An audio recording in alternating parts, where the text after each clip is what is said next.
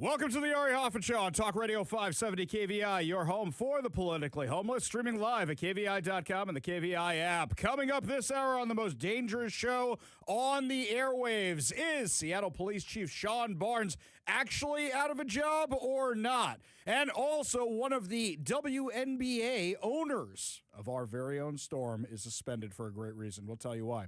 But before that, today is a very special day, my friends. We are doing our annual Wishes in Flight Miles Drive. That's right. We're going to help out some kids. We're going to get them some money. We're going to get them some miles so they can have experiences of a lifetime.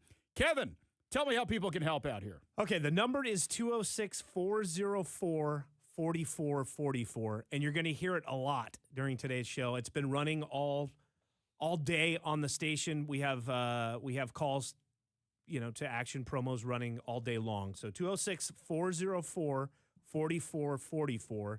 And the website is givemymiles.com. Really simple, givemymiles.com. So if you have those unused miles that nobody's using and that you're not planning on using or that are going to expire, you can donate them to our friends at the Make-A-Wish Foundation for Alaska and Washington. That is specifically for our area to make sure kids from our area get these life-changing experiences. Because who doesn't want to help out the kids? Kevin, I think we have a story of one of these kids, don't we? Yeah, well, Brian Calvert, who's the morning anchor over at our sister station, Northwest News Radio, has put together a few packages where he's talked to some kids, and he's also talked to the people behind Make-A-Wish, kind of talking about how long they've been doing this and just what you can expect when you give your miles to an organization like this. This is Brian Calvert, and today we're collecting your unused air miles from Make-A-Wish so that they can grant even more wishes to local kids. It's such a unique and endearing concept. Have you ever given any thought as to how our local Make-A-Wish chapter got started? My husband, Bob, early in his career in the insurance business, and he went to a meeting in San Francisco. And it was an organization called $1 Million Round Table. That's where they all heard about a very new startup called Make-A-Wish. It's where Bob Cleveland and the others first saw the short film Stephanie in the Snow. And it was about a little girl in Florida whose best friend had moved to Utah. She had never seen snow. She missed her friend. And she was a pretty sick little girl. With the help of the group, Stephanie made the trip, saw her friend, and played in the snow for the first time in her life. And Bob said, in those days, it was mostly men, of course, in the business. And here they all were, sniveling together. So Bob came home and he said, I have found an organization I must get involved with. When Bob called Make-A-Wish HQ, he was told Washington didn't have a Make-A-Wish chapter. So Bob and Greg Wong decided to start one here. Their first contact, pediatric nurse Penny Maples. Do you think we can do this? And I said, oh, absolutely. He goes, well, you know where to get the kids. I said, yeah, but where are we going to get the money? It wasn't easy, but eventually Washington's Make-A-Wish chapter was established. Today, 40 years later, the dream of Penny, Greg, and BC, as he was known, still alive. I still sit at each gala and cry when I see what people are willing to do and what they're willing to donate. When our kids' art goes for thousands and thousands and thousands of dollars. My husband's so used to this now, he's got tissues ready. And so, my friends, today you can help these kids have amazing experiences. Alaska Airlines has a 1 million mile match promotion going on right now. So, my friends, want to make sure that you can help us out today. And here's what I want you to do. I want you to either call 206-404-4444 or head on over to KVI.com. There's a link right there. You'll see it right when you get onto the website for the Make-A-Wish Foundation. And you can donate your miles. You can donate cash. You can donate whatever it is and help out some kids in need. We really, really do appreciate it.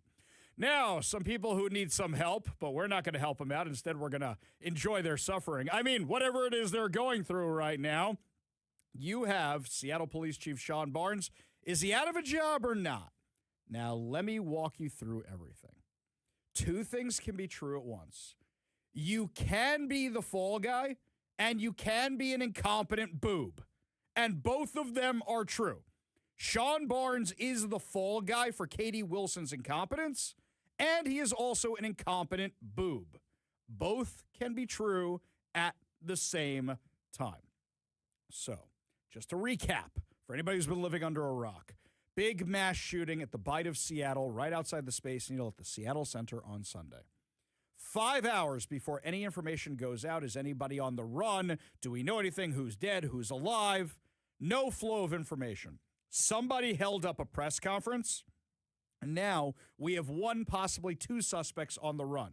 We also now know that the bullets that killed people and the bullets that injured people were not fired by the guns that the police have found, which means likely the suspect or suspects who are at large that we don't even have a description of were the ones who did it. Now you know where we're at. And because there was such a delay getting the information out, because we still don't have all the information, we have one, possibly two, don't even know how many suspects, don't even know what they look like. They're on the run. Somebody has to answer for these failures, but it gets worse. The Seattle Police Department today, announced a portal for people to upload their videos from Bite of Seattle that might help them find a suspect. Let's see. This happened Sunday, Monday, Tuesday, Wednesday, Thursday? Those leads are cold by now. You could have had them when it first started. If maybe you had talked to the media, you could have had that when it first started. If not, at the latest, the next day, you've had 3 or 4 press conferences since then. And you've never actually announced this before. What kind of incompetent morons are actually running this show? So, you've got that problem as well. Sean Barnes, the Seattle police chief, wasn't in town when it happened. Are people entitled to vacations? Yes. Are people entitled to go to business conferences? Yes. However, Sean Barnes is never here because he actually lives in Chicago. His family lives in Chicago. He rents an apartment here. He makes $374,000 a year, then talks about how expensive the rent is here in Seattle on his second home. By the way, me and Jonathan Cho from Discovery Institute got a hold of some documents. Chief Sean Barnes owes roughly $80,000 in taxes. He's got $80,000 in IRS liens on his house in Chicago and all of his assets. Why are you paying for an apartment here when you haven't paid your debts to the government? Look, I don't like taxes at all, but if you owe $80,000 to the government, maybe you shouldn't have the second home. Just a thought. And maybe you should be paying your bills. So a guy who's bad with money is our police chief. A guy who's bad at scheduling is our police chief. A guy who's bad at the job is our police chief. Yet, we know that Katie Wilson delayed a press conference until it was 11 o'clock at night, 5 hours after the initial shooting happened. She says, SPD was told they were delaying it for dignitaries, not a word SPD usually uses. So what happens? You had Bob Ferguson and Pramila Jayapal. Was one of them responsible for delaying it? Bob Ferguson has been releasing information, but it's controlled, basically trying to show it wasn't him, which I don't believe. I actually think that makes me believe it was him. I don't think it was Pramila Jayapal, by the way. And I think that he told Katie Wilson, I want to be at this press conference. I think she's so dumb that she didn't say we need to get information out because she doesn't know how anything works. So she delays this press conference. So she's incompetent. She can't even handle a press conference without everything falling apart. Bob Ferguson doesn't want to be tagged with this. They need a fall guy. So you have Sean Barnes, the MIA police chief. So last night after the show, there's a vigil for the victims of the shooting over at Seattle Center. So I walk over there to cover it a little bit for the media, but when I go to an event, I don't like just showing up and being the media guy. Me personally, I don't like that. If you're at an event, do the event thing. So they had a table where you could write a little note, put it on a little board for the victims. I wrote a little note. I put it on the board. Maybe that makes me weird because I'm there to cover the event. I get involved in events when I go. I filled out the thing, got a little bit of video, but as I was walking up, I see there's a lot of police officers. I see there's a lot of firefighters. I see there's a lot of other people around. And then all of a sudden, walking towards me with his entourage is Sean Barnes. And I look at my watch, And did this thing start already? Did I miss it? Is it over already? Did they do a quick prayer and they're done? No, he was leaving. And I go over to somebody who shall remain nameless. I go over to somebody and I say, hey, where's the chief going?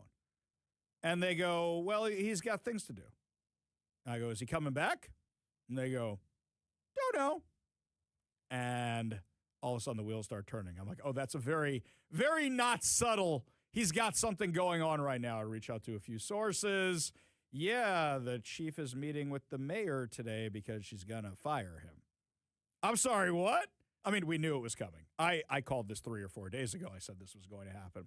So then a little while later, my phone blows up. My phone blows up because apparently Barnes has been fired. And what happened was he met with Seattle Mayor Katie Wilson, and she said, resign or get fired. Now, in a position like that, when you have IRS debt and you have 2 houses, you got to worry about your pension. You got to worry about getting your money. Does he get it if he quits? Does he get it did she offer him, hey, we'll give you everything. If you resign, we'll give you a golden parachute? We don't know. What we do know is that Barnes was blowing up everybody's phones, telling them that he had been fired. So the first people with the story, me, Brandy, Jonathan Cho, that whole crew, we're putting this out on social media. Shortly thereafter, Fox 13 announces that Barnes has been fired. After that, every media outlet under the sun is trying to confirm this through their sources, and they all start coming online saying, yeah, it's confirmed, it's confirmed, it's confirmed. He's been fired. Right after that, there's an announcement that there's going to be a rally at 8 a.m. Omar Salisbury, he does a lot of streaming stuff, Converge Media. He announces that he's going to have this rally, and they're going to rally for the chief. Leaders of the black community are going to be rallying for the chief. And he shares it on social media. And they're mad because the black police chief has been fired. This has nothing to do with race. This has everything to do with incompetence. But the leaders of the black community seem like they want to make it about race. They seem like that's all they care about. So actually, I retweet Omari's tweet about this, and I say, it's interesting. They didn't really care when the last mayor who was black got fired by the white socialist, but now all of a sudden they care that the white socialist fired the black police chief. And Omari says, well, why don't you come down there and ask them for yourself? And I said, well, I can't at 8 a.m. because, people have lives and jobs, and I was going to synagogue and stuff. But I'll tell you what, if they want to come on my show today, bring them on my show, and I'll talk to these black leaders about what they're so upset about. They were disinclined to acquiesce to my request. So they're not going to be in studio today. I did offer it to Omari, but they had their press conference today. Jonathan Cho was there. He got video of the whole thing. And what I learned is they don't want Sean Barnes fired because he's black. No other reason. They say he's doing a good job. I can go hit for that with them on this. Empirically, he's not. Empirically, he's a C- police chief at best. At best, he's a C- police chief. But it was basically, we want more black representation at City Hall. This is Bishop Reggie Witherspoon, civil rights attorney. Give a listen. We want to say thank you to the mayor for giving us an audience. It was a very productive exchange. Certainly we will not divulge any of the conversation, but we had implored and admonished the mayor to reconsider her decision, and we can only hope that she will have heard the voices of these astute and amazing individuals behind me to reverse this decision. But we won't divulge anything that was said. It was very productive, very excellent, very dynamic, and we stated our case very clearly, very articulately, why Chief Sean Barnes should still be the chief of the city of Seattle. Okay, stop right there for a second. Stop right there. So they marched into the mayor's office at 8 a.m. this morning? Dude got fired at 7:30 at night. That means they said, we demand to be your first appointment of the morning. If Sean Barnes gets reinstated, that's because They were pressured to do so. Katie Wilson was pressured to do so by the black community. That's why. Make no mistake about it. So why do you like this guy so much? Can anybody give me a reason why? Give us any sense of what she said. No, we want this. We will. Did she respect actually her. fire the chief? You'll have to ask her that question. I have sat here where and heard mayors say, well, this particular chief, not this chief here, but past chiefs, they just need more time to put their program together. They just need more time to establish their culture and whatnot. Now, I'll be very clear. I represent some police officers and employment issues in relation to the city that have all said that certain things have improved since Chief Barnes arrived. So why would we move backwards is part of the message that we sought to send to the mayor and in support of the mayor, because we want the mayor to do well. We want the city to do well, and we want to be in a place where our children feel like they can come to police departments, that they are respected, that they are cared for, and that we're not second-class citizens when it comes to service. Whoa. Okay. You had me for a minute there, then you lost me. So if there isn't a black police chief, your kids don't feel safe coming to City Hall. You know what I find interesting about that? Pulled up the command staff, pulled up the staff at City Hall. 60% of the staff is black. 60%. The percentage of black people in Washington state is what? 5, 10%? But 60% of the staff in City Hall is black. When you make all your decisions based on DEI, then these things start mattering to you. I don't care if they're black. I care if they can do the job. And Sean Barnes is a moron. He's a DEI boob. He wasn't here when he was needed again. He isn't here often. And he doesn't have the respect of his officers. You know this conference he was at? You can't make this up. At the conference in Dallas, where he was when the gang members opened fire at Bite of Seattle. You know what one of the sessions was as part of the schedule? Leading when the clock starts now. When the unexpected happens, deputy and assistant chiefs must be ready to lead at a moment's notice. Join our panelists as they discuss command readiness to ensure operational continuity during sudden excessive transitions. Learn firsthand how these leaders navigate high-pressure crises while maintaining the personal resilience required to steady their organizations. Maybe he should have gone. Maybe he should have gone and he would have done a better job. It's one thing to be gone and then come back the next day and you exude confidence and you're ready to go and you say, here's where you upload the videos and here's what we're looking for and here's the suspect. He didn't do any of that. Instead, he yelled at reporters. Instead, he almost got into a fist fight with reporters. So why exactly do you want to keep this guy? We have a lot of leaders in this community, but I assure you, you will hear from us in an exponential fashion. Right. We in the aftermath, look, man, I'm well read in my history, and we're just not taking this stuff anymore. Right. That day is over. I know the slave master is still alive in people's minds, but there's a lot of us who know better. Yes. So we're going to rally big time, let the mayor know that this was not a great decision if she sustains it. Okay, so it's because he's black, not because he's qualified. I didn't hear at any point how Sean Barnes is qualified to keep the job. Instead, I heard things like this. This mayor has had a problem with blacks. The problem being she doesn't hire any blacks. She had no blacks in her campaign. She had no blacks in 14 years of organizing. So it's obviously, it's not that she doesn't like us. I've had that conversation with us. She doesn't know us. And now it looks like she doesn't know that she touched something. We like the chief. He's doing a great job. Crime is down.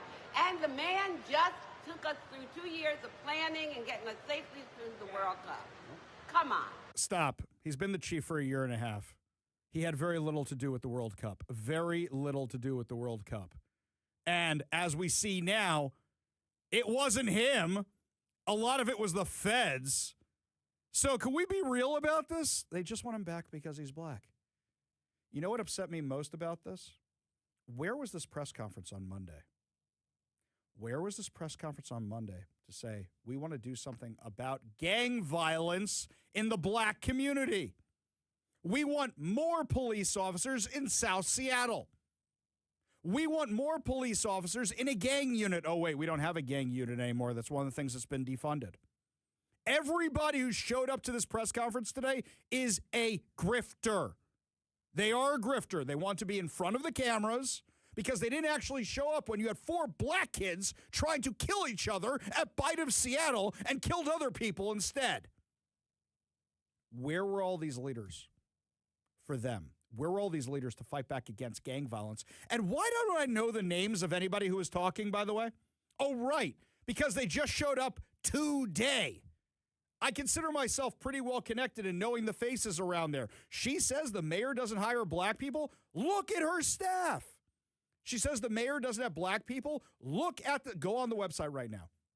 Go on the website, look at her staff, look at the SPD command staff. Look at that. They just want him because he's black.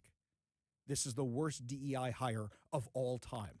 This is worse than Ketanji Brown Jackson. This is worse than Kamala Harris because now people are dead because you put a DEI boob in charge of a police department. Let's remember that because you don't have enough security, because you guys were helping to defund the police department, and now you're saying, oh, we want to demand who the police chief's going to be? The only question that remains is Katie Wilson going to cave to this?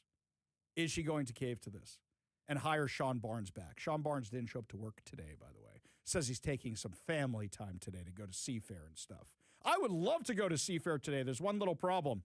There's no Seafair today. It starts tomorrow. So what are you doing today exactly?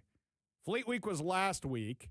Just kind of wondering what you're doing today. I could sit on my deck and watch the Blue Angels too. In fact, I did it this morning when they actually flew. Once again, police chief MIA when he's needed. Two things could be true at once. He could be an incompetent boob, and he could be the fall guy, which he is. He is both. It doesn't mean you shouldn't get rid of him. It doesn't mean that at all. But Katie Wilson never had a real job before, so we'll see how this actually shakes out. Speaking of how things shake out, up next, my friends, it was all doom and gloom when some girls who support Sophie Cunningham got yelled at by the owner of the Storm. But now the tides are a-changing. Tell you what's going on when we come back. You're listening to The Ari Hoffman Show.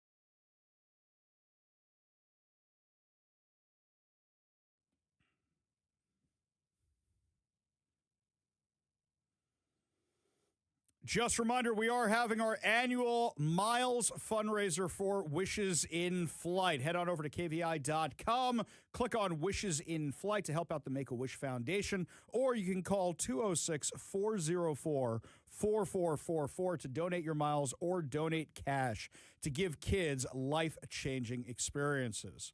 So I really want to say with this, when we last left our heroes, so let me just catch you up on this story. Our friend Brandy Cruz saw that Sophie Cunningham, who's been very outspoken recently about protecting girls' sports, she's one of the players in the WNBA, was coming to town with the Indiana Fever, that's the WNBA team, to play the Seattle Storm. She said, I wonder if I can get tickets for the girls around here who have been losing meets to boys and losing out on scholarships to boys.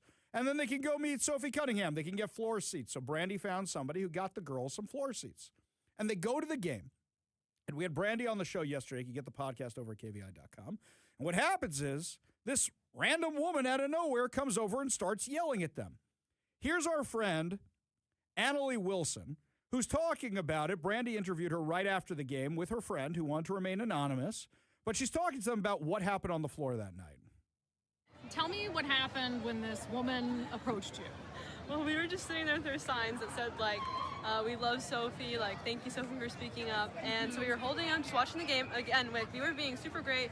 We hadn't said anything to anyone else. We were being super respectful. We were just holding our signs and cheering for both teams. And this lady, older lady, comes up to us. And she comes up to us, and at first I think she's going to be nice. And then she asked, like, what are you guys doing? Something like that. And then it was like, Jesus loves everyone. That's what she told us. And I was like, oh, I know. Like, I'm religious. Like, I know. Like, I know. Nice. Yeah. And she's like, oh, I hope Jesus can forgive you for what sin you've done. And, like, something like that. And then she told us that we were effing insane. And she's like, and she went like this. Insane. Yeah. She's like, you better stop this. And stop pulling. Yeah. And for you guys to come God here can save you. This. Yeah. She said, for you to come here and pull this. Yeah. She said the word? Yeah. Did she say effing insane or?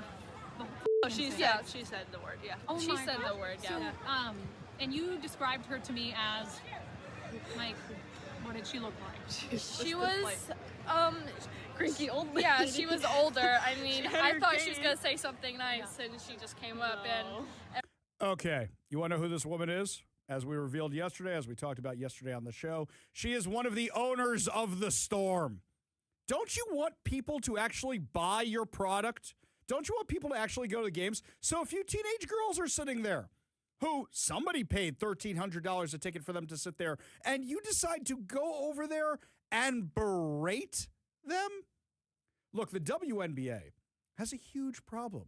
Nobody likes them. Nobody wants to go to their games. They're controlled by trans and lesbians and every DEI hire you can think of, and they've decided they're going to appeal to 2% of the population. Rather than saying, hey, 50% of the population is women, and the majority of them are not trans or lesbian or anything else like that. And you know what? A whole bunch of dudes bring their daughters to games because dudes are usually the ones more into sports. Instead, we're going to alienate the women, and we're going to alienate the men, we're going to alienate the normies, and instead, we're going to focus on that 2% of the population.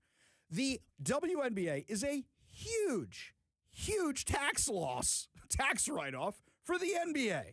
But you have a chance. Now you've got Caitlin Clark, who's very, very popular. You've got Sophie Cunningham, who's very, very popular. And now people are actually interested in your sport. I actually have a conspiracy theory. They're letting Caitlin Clark get beat up because then what happens with Caitlin Clark is that anytime she gets beat up, there are more videos about her getting beat up, and then more people will watch the games. So what happens? You have this going on, and while this is going on, you have, hang on, reset a second, random people walking into my studio in the middle of the show. While this is going on, you also have that these girls are trying to go to the game, you're trying to get people to go to your game, and instead you're alienating them. If you alienate your customer, people are not going to buy your product. So you have an opportunity with Caitlin Clark, and you have an opportunity with Sophie Cunningham to get people to buy your product and people actually buying it. Normally, when there's a Storm game, I don't notice, and we're 2 blocks away. Why? Nobody's there, and traffic's not a problem. Traffic's not a problem at all. But when the Indiana Fever's in town, place was sold out, tons of people. So this woman was a minority owner. And what happens is she actually got suspended and fined for 5 games because this story went mega viral. I saw it literally everywhere. And then Sophie Cunningham could have left it at that, but she came out with a statement. She came out with a statement that says, I truly believe there's a safe space and love for everybody, biological girls, biological boys, trans women and trans men. Everyone is welcome at my table. You can disagree and still be kind. Bravo to those girls for standing up for what they believe. You'll be hearing much more about this, that's exactly what you want. You'll be hearing from me soon, she says. Yay for the gifts. Truly embarrassing of the co-owner. Unfortunately shows the type of leader she is. You're right. She doesn't want anybody to buy her product. You want to buy Sophie Cunningham stuff? Go ahead. I think you absolutely should. Caitlin Clark, go ahead. Indiana Fever, go ahead. You should not be supporting the Seattle Storm. Because even though the Seattle Storm sent out an apology, until they give those girls a box for the season or tickets for the season, and the players of the team who insulted them apologize, that's not enough. Here's something else. They've just shown they don't want our business. They don't want our business because they chose the woke nonsense over paying customers. And aren't they a girls' basketball team? So they're a girls' basketball team that doesn't stand for women's sports. If they don't stand for women's sports, why should we? Why should we pay the Storm any money whatsoever? Up next, my friends, more developments, more going on, and a new Trump administration initiative that is going to make sure that illegal alien truckers are replaced with veterans. Give you the full details when we come back. You're listening to the Ari Hoffman Show on Talk Radio 570 KVI.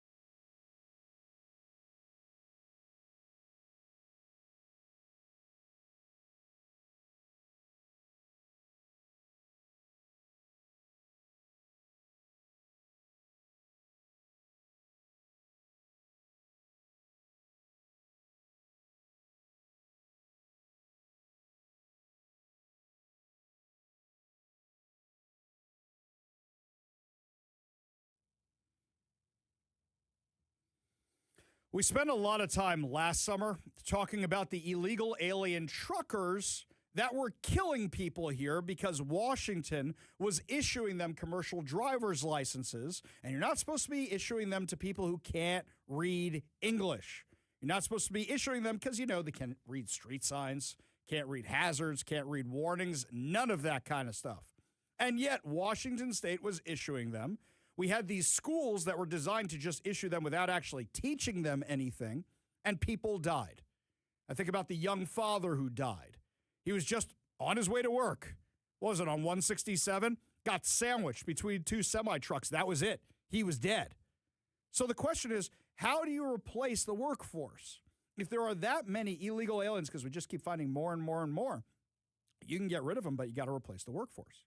Trump administration today rolled out a plan, which is veterans, why don't we have them do it?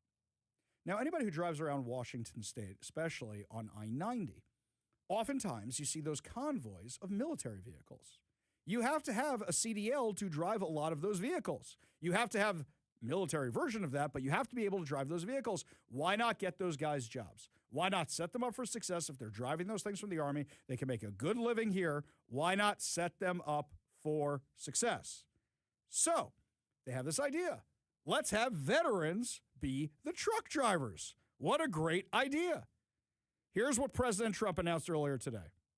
For many years, American highways and roadways have been terrorized by unqualified illegal aliens dangerously driving big rigs like that. You got to know something to drive. Wow, that sucker is a big one.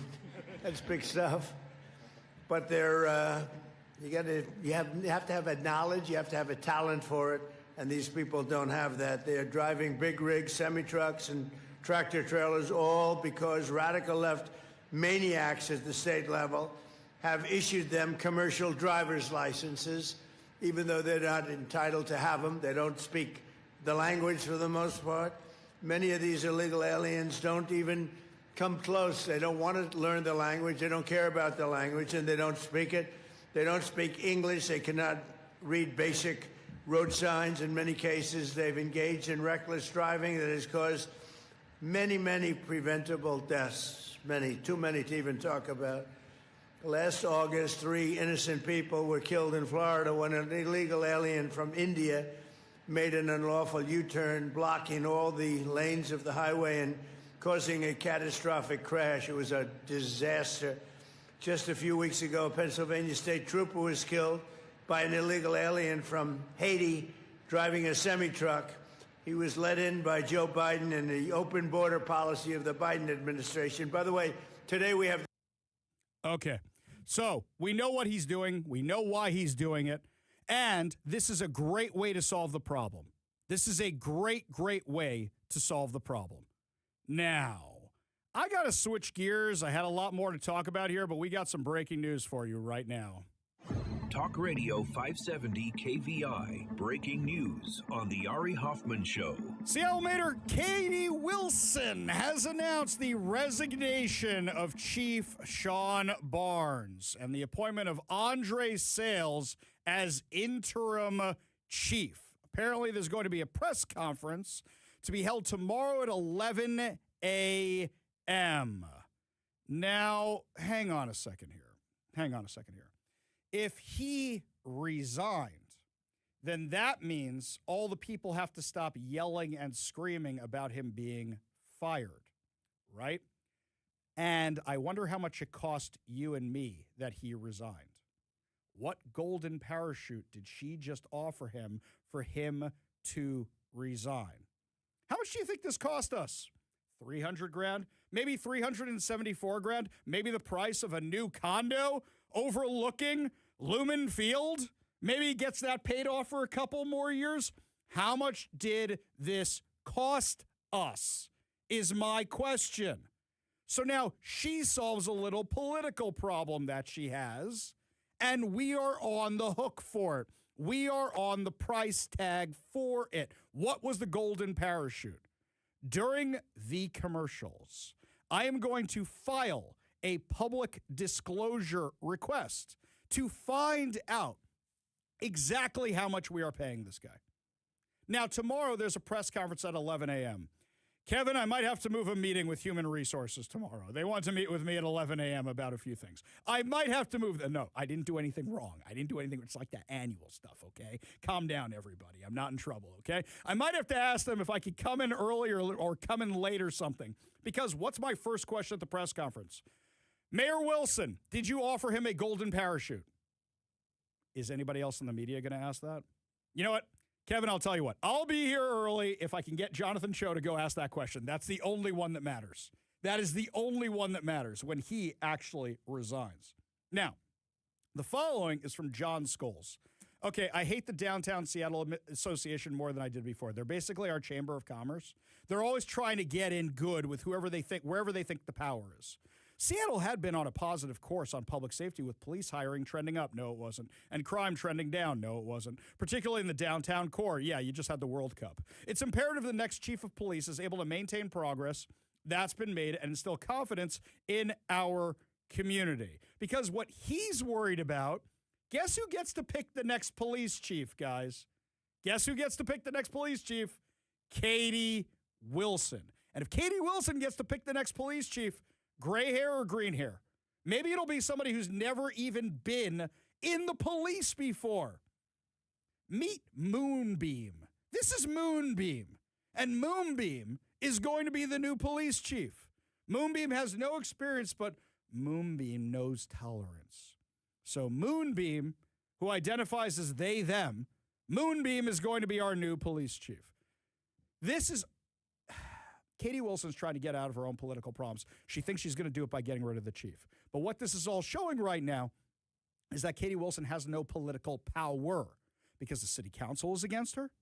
And because not just the city council against her, all the agencies are against her, left, right, sideways, every organization is against Katie Wilson. So right now, she's the bad guy for firing an incompetent police chief. This is funny. This is great to me. All of this is delicious and insane. It's horrible for Seattle. Absolutely horrible for Seattle. But it's going to be fun to watch. We go to the KVI studio line. Take a call from Ron in Tacoma. Ron, what's going on, man? Well, you kind of sidetracked me with the trucking thing. I think that would have been a great idea. The problem is you probably don't know this. Many people I know, including myself, quit driving truck well over 5 to 7 years ago because the state of Washington preys on semi-truck drivers. They prey at those scales, and they've destroyed trucking. You mean P-R-E-Y, not P-R-A-Y, right? Say that again? Prey on them like they go after them, not they pray with them to, God or something, right? Oh, well, yeah, yes. Exactly. They prey on their money. And, and it's sad to come to that, but that's why they chose to bring in illegals and anybody else for the jobs, because Americans are smart. They can't afford to pay that money, and that's why you lost the trucking. But anyways, I was really calling about the sheriff. It seems like to me, if you look at all the stuff I've seen over the last couple of weeks, it looks to me like the Democrats are doing the same thing they've done for the last 15 years. They are race stacking these positions. And this is called racism. I don't care what you call it. Race stacking, racism, it's all the same thing to me. Yeah, well, what they're doing right now is they're literally saying we want him back because he's black. Not because he's qualified, not because he's doing a good job, because he's black, and we want more representation in something that has 60% representation already. If it's 100% and then you get one white guy in there, are you going to say there's not enough representation? To me, this is just flat-out racism and DEI nonsense. Ron, appreciate the call. Appreciate you being part of the show. You want to be part of the show, you give us a call or text at 206-421-5757. That's 206-421-5757. Up next, my friends, some more stories to yank at your heartstrings, so maybe you can help out the kids with a few miles today. You're listening to the Ari Hoffman Show on Talk Radio 570 KVI.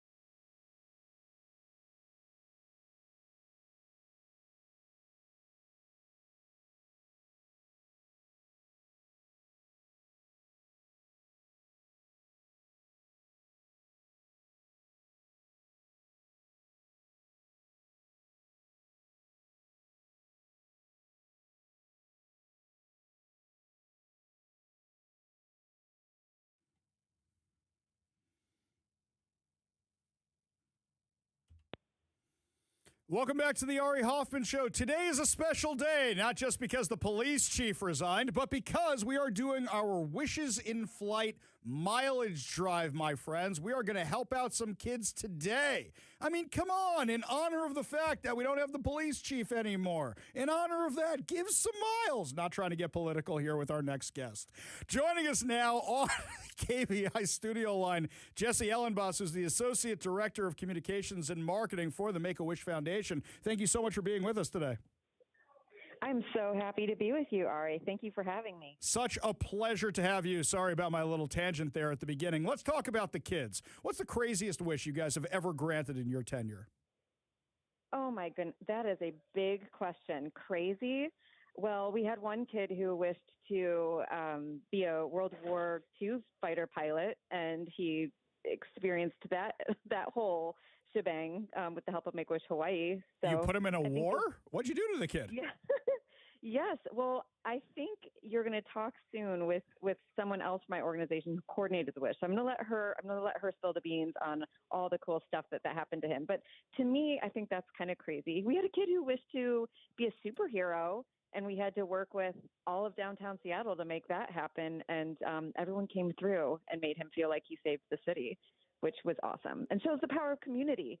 And today people have the opportunity to send kids on trips so they can get away from the hospital and experience something joyful and meaningful with their families. That's amazing. Now, I remember when my son was in the hospital for a little while. Thank God it was nothing bad. I mean, well, it's nothing complicated that required a long stay. But I remember Russell Wilson was walking through the halls. And this is right after the Super Bowl run, because he used to do that all the time, right? And he was so mad because he was getting discharged the day before Russell Wilson Day. And I said to him, yeah, I said, you don't want to be here on Russell Wilson Day. Russell Wilson's for the really sick kids. You don't want to be one of those kids. You want to be out of the hospital. So as great as that stuff is because we're helping out these kids, right? Mm-hmm. Absolutely. And you have a little taste of that. It's not fun to have your kids in the hospital. And childhood illness is absolutely unfair. No kid. I mean, just imagine anyone listening, if your kid or grandkid had to go through chemo and lost their ability to play their favorite sport, lost time with you as family, and felt isolated, alone. And Make-A-Wish comes along with supporters like you from KVI and show them that we want you to experience joy. We care about children experiencing normalcy and something that gives them hope again. Kids should see a future beyond illness. Yeah. And now, do you have any kids that want to be radio hosts? You know what? I don't think we have yet, but I cannot wait till the day when that happens. We have some outgoing kids though, so I'm gonna make sure they can share their story with you. We had a kid who wished to go to New York City recently to find his favorite pizza. And he was basically interviewing all the owners of the pizza to make sure they could tell him, why their pizza was the best. And he thought he found the best pizza in the city, but he had brain cancer, and it was really great for his family to see past all the drudgery and be out somewhere besides their little bubble that became, where sickness was. And that's what everyone today has the opportunity to do, is help kids find hope, let's be kids again, have childlike joy and wonder. And let's make sure they get some New York pizza, because it is the best pizza in the world. Now, here's what you can do, my friends. You can go to KVI.com. On KVI.com, you're going to see a big thing for Wishes in Flight. It's going to be right up there on the front page. You can donate over there. Alternatively, you can call 206-404-4444. And you can donate money or miles to the cause and help out some kids today. And don't forget, my friends, it's expensive out there today, which means the wishes cost more, right? Absolutely. And this is our 40th anniversary year and our 17th year working with you all. And we could not make these wishes possible for these kids without your support. So thank you in advance for reaching deep in your hearts and giving big to make these wishes come true. Now, Jesse, just before we let you go, where are we at number-wise? Where do we want to be at number-wise? Well, we want to be past 10 million, and right now we are at almost 82.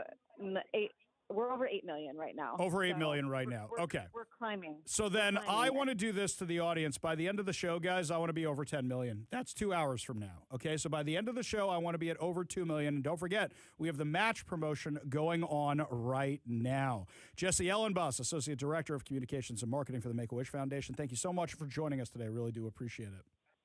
Thank you, Ari, and thank you, everyone listening today. We appreciate you. Always a pleasure. Up next, my friends, lots more to discuss as the show continues, including are your taxes about to go up even more? Guess what? I was just asked to write something for the Voter's Guide against the new taxes. We'll talk about it when we come back. You're listening to The Ari Hoffman Show on Talk Radio 570 KVI.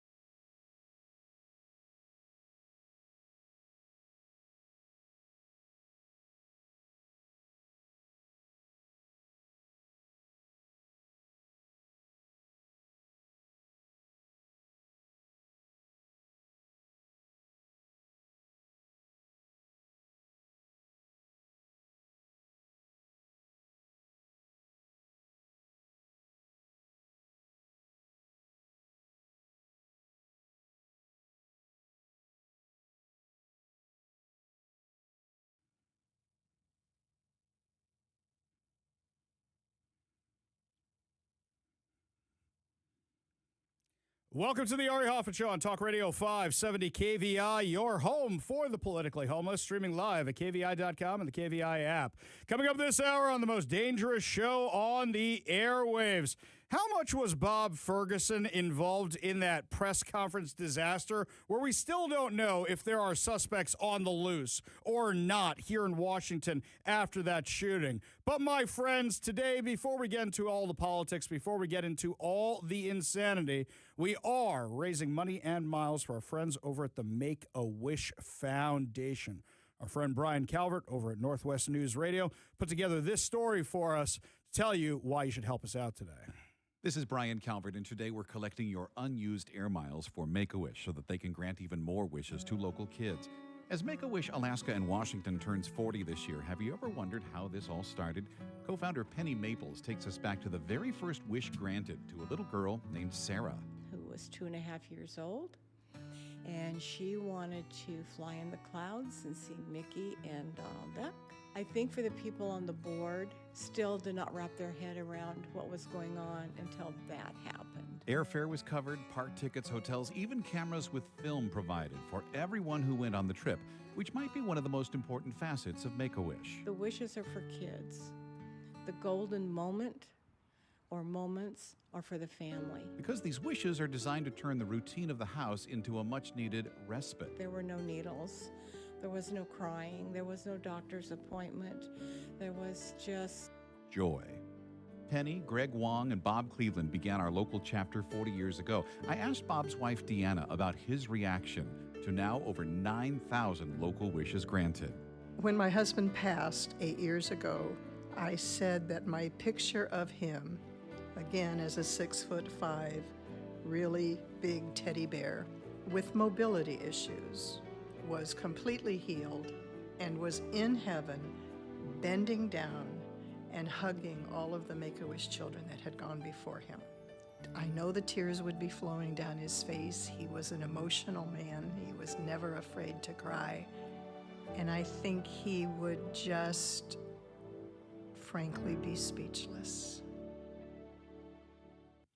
And so, my friends, if you want to help out the Make-A-Wish Foundation today, we are trying to get to over 10 million miles.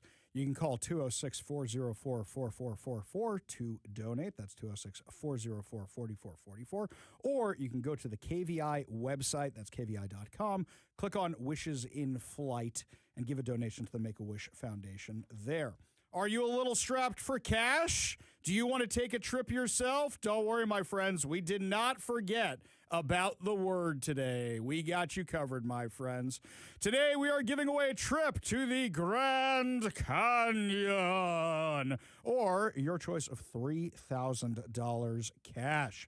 All you have to do is text the word I give you to the number I give you. Do not text your name. Do not text your address. Do not text your phone number. We have it. We have caller ID. It's not the 80s anymore. So you just text the word I give you to the number I give you for your chance to win. Today's word is dust. As in when you go to the Grand Canyon, your shoes are going to be covered with dust. Is that dirt or dust? Anyway, the word is dust, D-U-S-T, like gold dust, D-U-S-T. Text the word dust, D-U-S-T, to 206-421-5757. That's 206-421-5757 for your chance to win. Now, just updating our top story of the day, so that way you guys know what's going on. Sean Barnes is officially out as police chief in Seattle. He is out. He has resigned. Now, as we informed you earlier last night, my phone was blowing up with people telling me, hey, Sean Barnes was just given the choice, resign or get fired. Now, he was texting everybody and telling everybody that he was fired. And now today the announcement comes out that he resigned. Katie Wilson is still looking for a communications director, so maybe that's why the messaging sucks. Hey, you want to make $272,000 a year. You can go work for Seattle City Hall. You can go work for Katie Wilson. You can go do that, my friends. You really can. And then she will have a communications director. Now, on the other side, you're making $272,000. Is it worth it? That's a lot of money. I mean, it's not police chief money. I mean, he was making $374. He was making $100,000 more. $100,000 more. By the way, he's making $74,000 more than the actual mayor. Making $74,000 more than the actual mayor. So, he's gone, and my question is, what golden parachute was offered for him to go? I really want to know. What golden parachute was offered for him? How much do they have to pay him? That is the only question I want to ask. You know what? Oh, okay, this is great. You all know my wife's a reporter, right? So my wife's a reporter. She just DM'd me on X. She goes, let's go tomorrow. I got a media pass. My wife wants to come with me to the press conference tomorrow. Kevin, we're going to have to tell HR lady, okay? I'm going to tell her we're going to pick a different time. I'm going to message her tonight and be like, hey, I'll come in early. I'll come in late. But my wife wants to go for a date at a Katie Wilson press conference. You think HR will be receptive to that? Well, I don't know what's worse, to be honest with you. Like you don't want to go talk to HR, but you want to go to a Katie Wilson event? Oh, well, that's well, actually, I kind of like our HR lady. I'm not in trouble. I got nothing to worry about, right? It's just like the annual, like, hey, how you doing? I'm in town. Hey, let's say hi. That's fine. But your average person would be like, HR meeting? Yeah, like, we're a conservative talk radio station. I don't have to sit through the stupid things. We don't do that around here. Okay? Well, we do the stuff we legally have to. Yeah, Trump hasn't fixed everything, okay? There is some stuff. But the wife wants to go on a date to a Katie Wilson press event. Okay, my dating life with my wife, we are way more fun than this, I will tell you. Yesterday was Jewish Valentine's Day. You know what we did for Jewish Valentine's Day? I brought her flowers, and we sat at home, and we opened a bottle of wine, and then I went to work and write articles about Sean Barnes being retiring. That is what happened last night. So romantic. So romantic. So romantic. So I will tell you, a date tomorrow with my wife at a Katie Wilson press conference. Oh, wait a second, Kevin, we got a new problem. Now people are going to know she's my wife. See, right now, nobody knows because she's really nice and I'm really scary, right? And they don't realize we're married. Well, it's just a matter of time, right? You know that you're going to be able to keep this up. It's just a matter of time. They don't put it together. She has a hyphenated last name specifically so they don't know she's related to me. It's kind of entertaining. This is kind of fun. Those are her Clark Kent glasses. That's what it is. That's what it is. Name. If Scott has news for us, send him in. Send him in. I see Scott. He's got news. Send him in. Now he can come in. No, now he doesn't want to come in. Okay. So, police chief officially fired. Police chief officially out. He has resigned, and the press conference is going to be tomorrow. Now, what's funny is that the Seattle City Council is losing their minds. They're not happy about this at all. Here's council member Rob Saka talking to Fox 13 earlier today. I heard about it. I was working last night for a couple hours on some legislation, and my wife was working upstairs in the office and yelled down to me. Police chief was fired? Did you hear that? What? So I heard from local media and my wife. I didn't receive any advance notice, which is in and of itself disappointing. I'm glad that I think I've spoken with a few of my council member colleagues individually on a one-on-one basis about this over the last 12 hours or so. I understand that outreach was made intentionally and maybe inadvertently to Public Safety Committee Chair Kettle, potentially Council President, and maybe Budget Chair as well. A decision of this significance and magnitude, there's only 9 of us. This ain't Congress. There's 535 members to manage. This is something that should have been personally communicated to all of us, contemporaneously, simultaneously, at the same time. It's unfortunate I had to learn about it last night through the grapevine. So I'm disappointed in that too. So he raises a fair point. That is a very fair point, which is there's 9 of them, a grand total of 9 of them. A little heads up, a little something, or here, better yet, all day yesterday, you could have said, hey, guys, my office is down the hall. Do you mind if I come talk to you for a little bit and we discuss the police chief for a minute? I'm not going to, I want you to know what I'm up to. Inform and consent, right? approve and consent. I'm just going to tell you what's going on, and you don't have to actually agree with me, but this is what's going to happen. What does the mayor do all day? What does the mayor actually do all day? Or is it ignorance? Is it she doesn't know how to do the job? Look, there's a lot of kids out there who run for office, and we've used this example all the time. Kids run to become class president. We're going to have recess for every class. We're going to have pizza every day for lunch, and everything's going to be great, and unlimited bathroom passes and whatever else. But then they realize they don't have the power to give you that. The principal controls that. The teachers control that. The administrators control that. Katie Wilson comes in there and, yeah, we're going to abolish the police, and, yeah, we're going to raise taxes, and we're going to go striking with Starbucks. She's never had a job before. She's never had anybody work for her before. Doesn't know how any of this stuff works. You're going to fire the police chief? Go tell the city council. And you know why you go tell the city council? They have to sign off on your budget. Okay.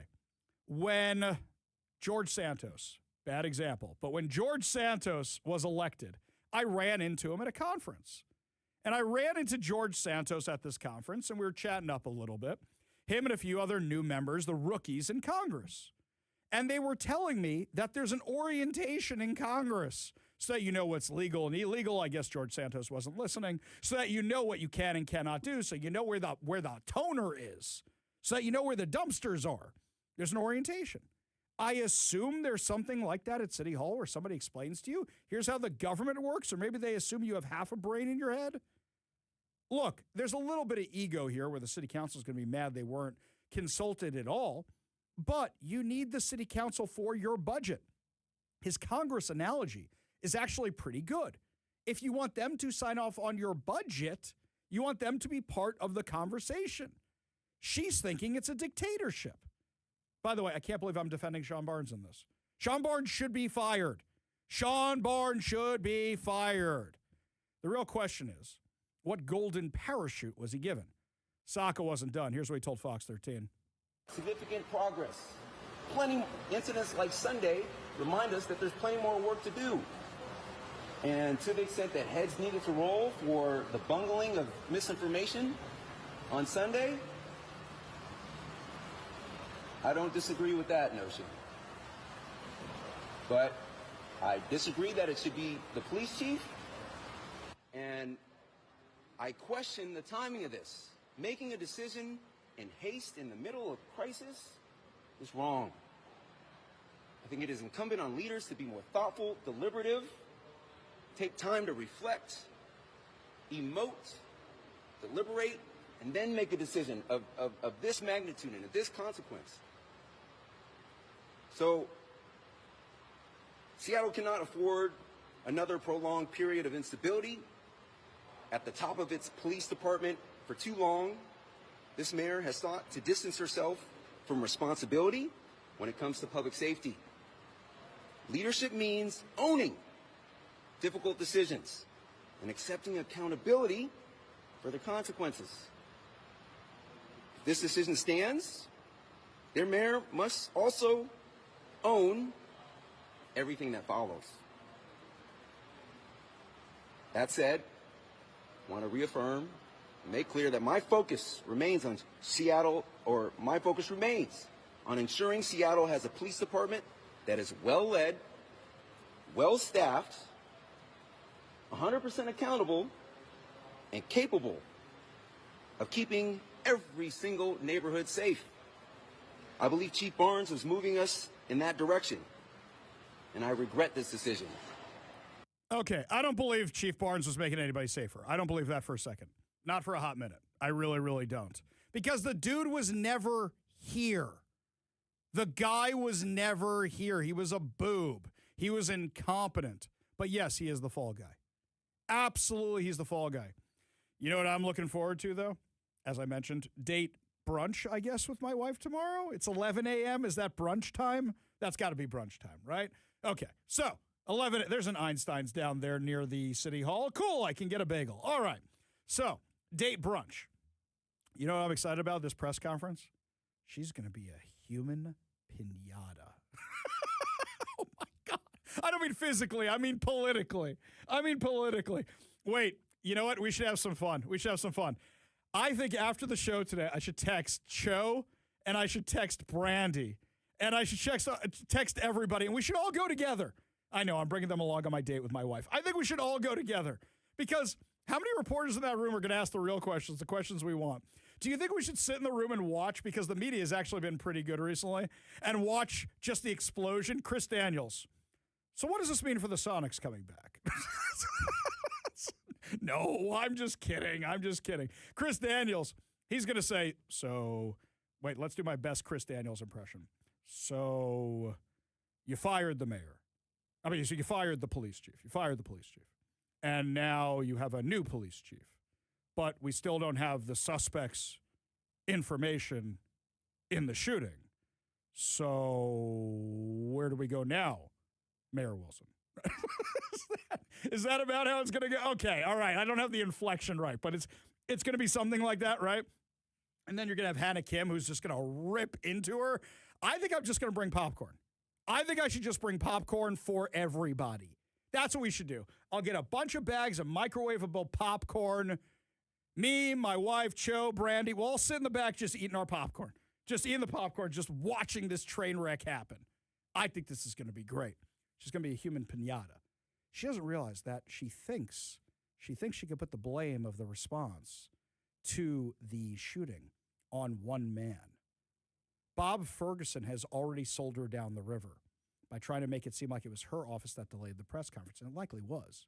It likely was because he was likely the one who was telling her to delay it so he could be there. We don't know that for sure, but this guy is overcompensating beyond belief to make you think that it wasn't him. Oh, I think this is going to be a lot of fun tomorrow. Human piñata. Absolutely human piñata is what it's going to be. Oh, it's going to be absolutely delicious. So much fun. What do you guys think? Should we bring the popcorn on down or should we do something else with this? This one here. This one from the 425. Katie Wilson absolutely 100% does not know what she is doing. Oh, wait, Greg from Everett says, it reminds me of when the mayor was lecturing Dirty Harry about police work. Yes! Good reference, Greg. I haven't seen that movie in forever. Haven't seen that. Oh, that was really, really good. Okay, we go to the KVI studio line. Take a call from, is that Paul? Paul and Puyallup? That's what we got here? Yeah, Paul and Puyallup. Paul, what's up? Hey, what's up? Ari, this is just too hilarious. Isn't it? I thought it was wouldn't get any worse. Now it's even worser. That would be that, you went to school to get them smarts, right? With the worser. Yeah, I'm with you. Yeah. There you go. So I want to know when Wee Willie Wonka or Wee Willie Winky is going to be the police chief, because they all wanted to fund the police. Yes. It doesn't matter. They wanted to fund the police, and until the police walk off the job and tell them to go take a long hike off a short pier, nothing is going to happen. Oh, wait a minute. Wait, hang on a second, Paul. I'm interrupting you for a second. That's like a tweet there. That's a tweet buried in all that. You know what it is? It's like whoever would have thought that the defund the police mayor wanted a new police chief so bad. I know. It's like, this is too hilarious.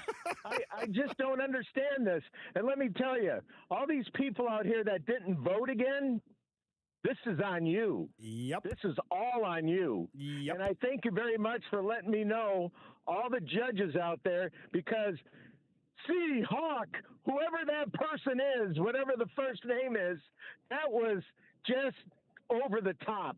There's when some Bob great Ferguson fun. wants to have a hawk. Yeah, there's some craziness in the voter guide. There's some craziness in the ads, which is why my voter's guide, thank you for the reminder, Paul. My voter's guide is up at kvi.com. That's kvi.com. Paul, it will be fun to watch. Appreciate you being part of the show.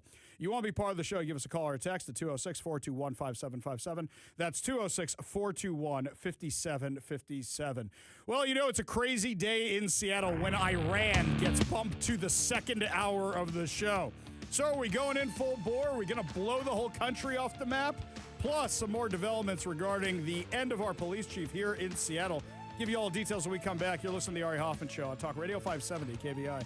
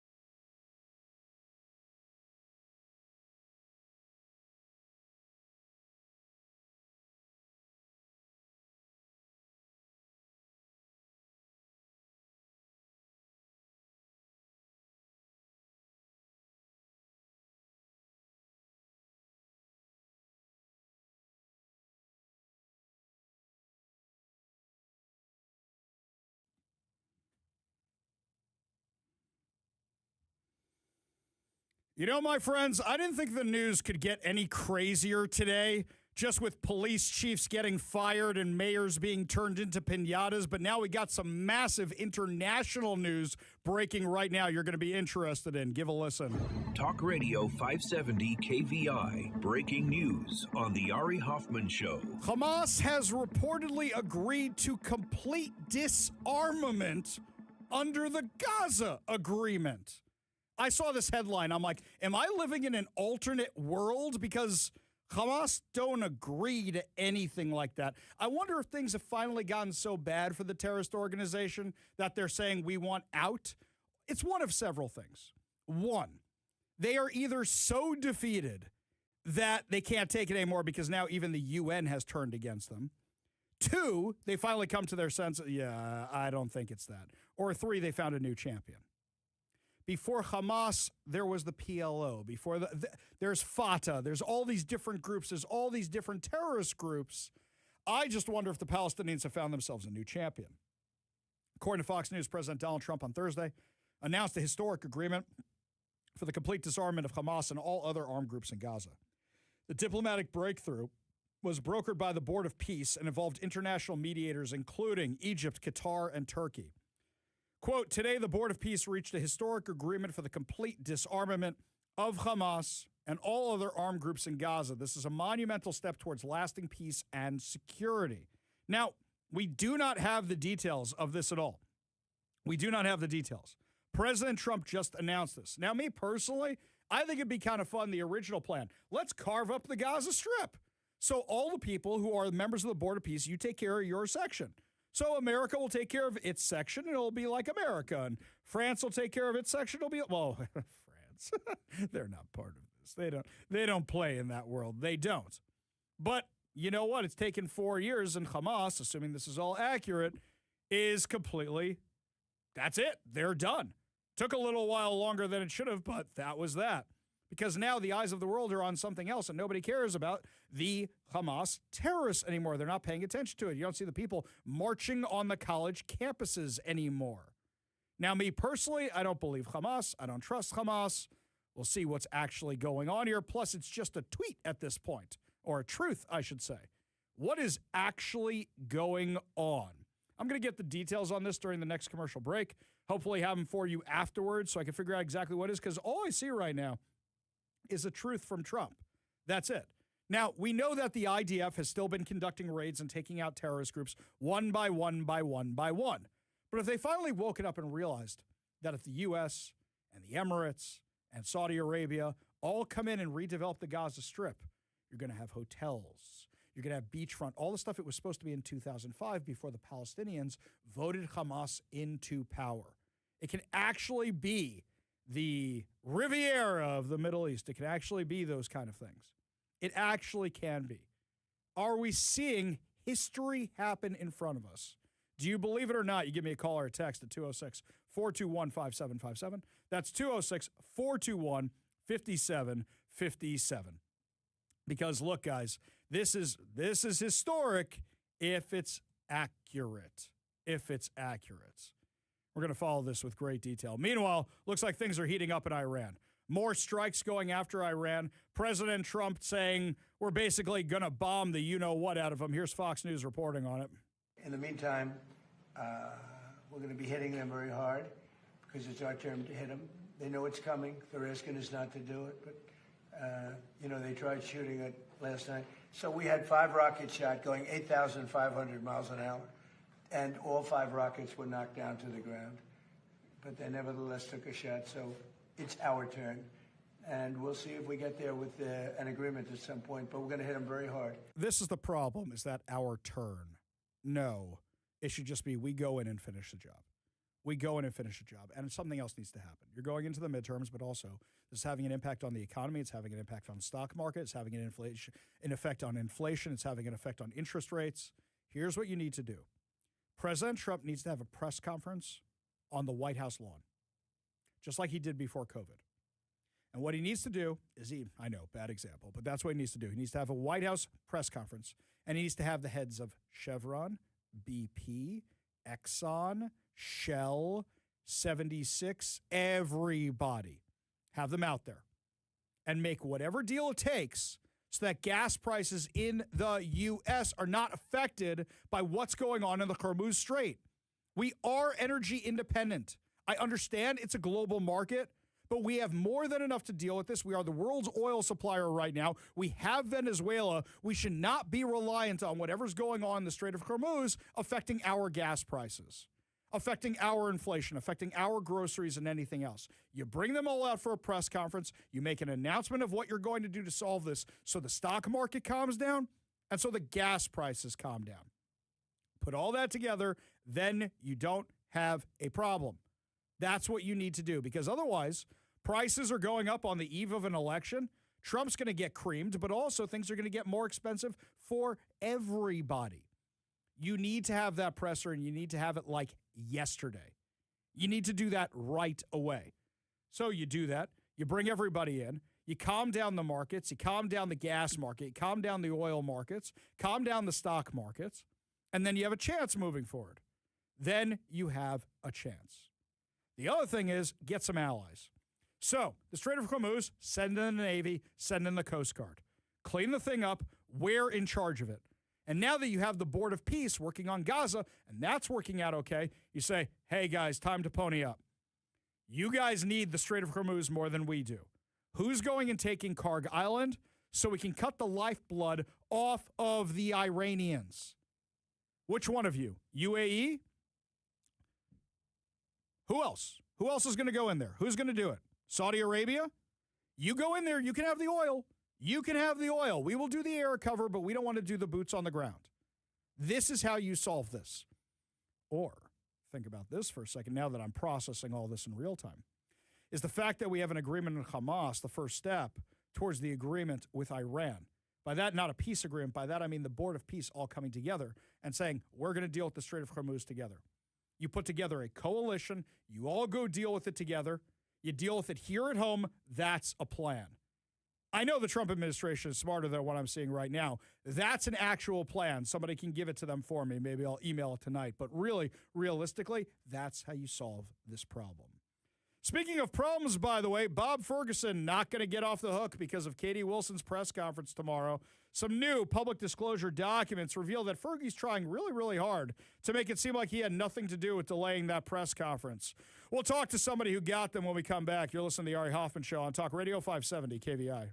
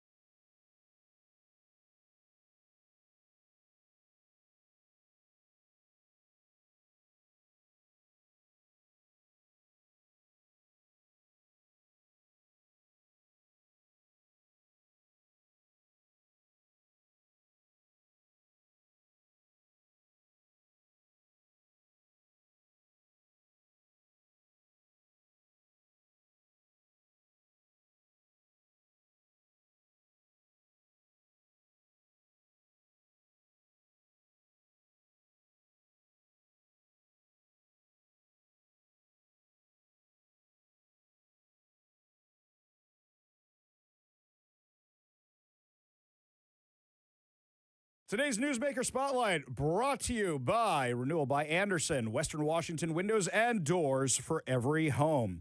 My friends, to give you a little peek behind the curtain, whenever you file a public disclosure request, it could be weeks, it could be months, it could be years. I literally got a FOIA request back 4 years after I filed it one time. And wouldn't you know, the news was no longer relevant. Getting one back a day later is odd. Getting one back a day later where there's basically one document, really, really odd. And it's at the center of a major controversy here in Washington. Joining us now on the KVI studio line, the man who filed that public disclosure request, investigative journalist for the Center Square, the one and only TJ Martinell. Thank you for being with us today. All right, glad to be back on. Good to have you. So tell us about this PDR that you filed regarding our governor and what you found out. Yeah, so there was the whole, as you know, and most people know across the state and even the nation, there was that shooting on Sunday, and then there was a press conference that was delayed, and there was all sorts of controversies over why it was delayed. So on Monday, I filed a public records request with the governor's office thinking, we'll find out in like a month, what's the harm, filing it. Just curious to see what kind of conversations were going on. Well, I wake up Wednesday and I hear back from them saying, we found a responsive record. And I click on the link and I'm like, there's just one file. And I'm like, great. I'm not, whatever. And I open it up and it is a photo of Governor Bob Ferguson's cell phone with text messages sent to and from him from Mayor Katie Wilson about about the press conference. Okay. And what did it say? It was talking about when I think the part that struck me immediately was her saying we're likely to have a public conference. I'm like, likely? So not only was it delayed by 5 hours, they may not have even had one that night. So that was one thing. The other thing was Governor Ferguson saying he was going to be there at 9, and then he said, at like 10:13 or whatever, said, please call me. So it's just like, but it was just crazy. I've never gotten a public record request response back this quick. They have 5 days just to acknowledge it, let alone provide the documents. I've got ongoing requests with the governor's office on other records requests where it's been like 3 months. Yeah. So it just, and by the way, this is the first batch. The other batch will be available August 30th. Okay. So then we get to find out then what stuff, wasn't available in this batch.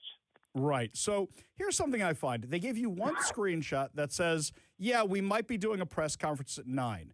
Now, I know that you and I are of contemporary age, right? We like to talk on the phone, not necessarily text. Bob Ferguson is older than me.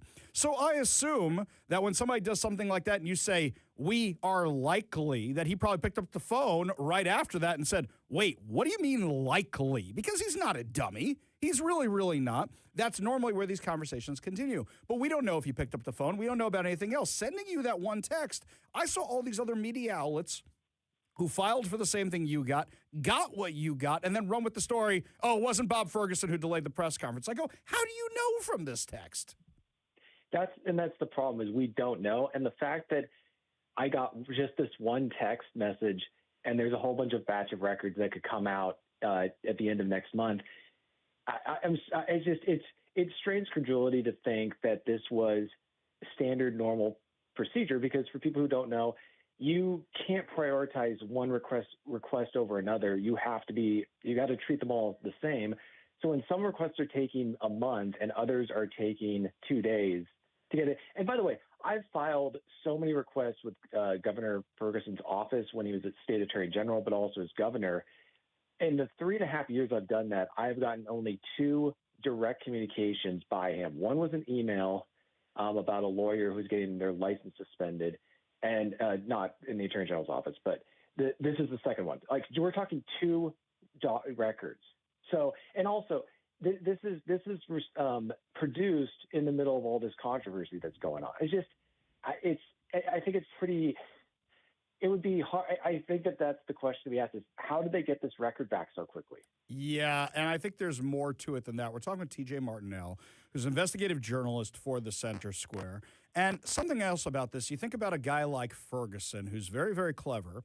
Now, let me ask you this, and just in one word, how many times has the governor's office, just off the top of your head, actually responded to a request for comment that you asked them for? I think this might have been the first one. Okay. All right. Perfect. So we're in the same boat because they never respond to requests for anybody who's on who they think is against them, right? So what happens Right. was And I send a request for comment for his schedule. I got it back the next morning when that office opened. And then what's weirder, a day later, his office, which never talks to me, hey, Ari, we thought you might want some more context for what the governor was up to that day. And I'm like, shut up. What are you talking about? This doesn't happen. What's the game here? Well, I think the thing is, I don't know who else filed the same request. I just think it was interesting that they produced it to me because, our news outlet has, been produced unfavorable coverage. We'll just say it that way. So nobody could claim that he was feeding it to friendly media. I think that was if this was a chess move, this was a pretty smart one because nobody can come to the governor and say, oh, you were just leaking it out to friendly media who'd run with it. He would just laugh and say, do you know who this news outlet is? Have you heard of these guys? Right? So it really just raises the question of, this kind of reminds me of that scene from the end of Maltese Falcon where they're all together in the same room and they're like, okay, who's going to be the fall guy? Right? Yes. That's kind of what it feels like. Now, I can't ask a real journalist to speculate. That's my job. I'm a commentator, right? Okay, so I can't ask you to speculate. But in my opinion, methinks thou doth protest too much. Because the fact that they're providing all this information right away. Now, TJ, good job on this. What else have you asked people for? Anything from the mayor's office? Anybody else? Are you expecting anything back anytime soon? What are you working on? I've got a lot of public records requests. I filed so many records requests. I think I hit a record this morning of the number filed before 9 o'clock in the morning with the city of Seattle, the Seattle Police Department, and the governor's office. So this story's not going away, contrary to any hopes and dreams that some elected officials might wish. This is not being dropped, and we're going to continue to cover it because I think that this whole fiasco has really underlined systemic issues that have been going on at the, not just the local level, but also at the state level. So there's a lot more to this. And I think people understand that. And I think that the governor understands it. And that's why they've been responsive to this stuff, because they understand that it's a PR nightmare that they need to put out.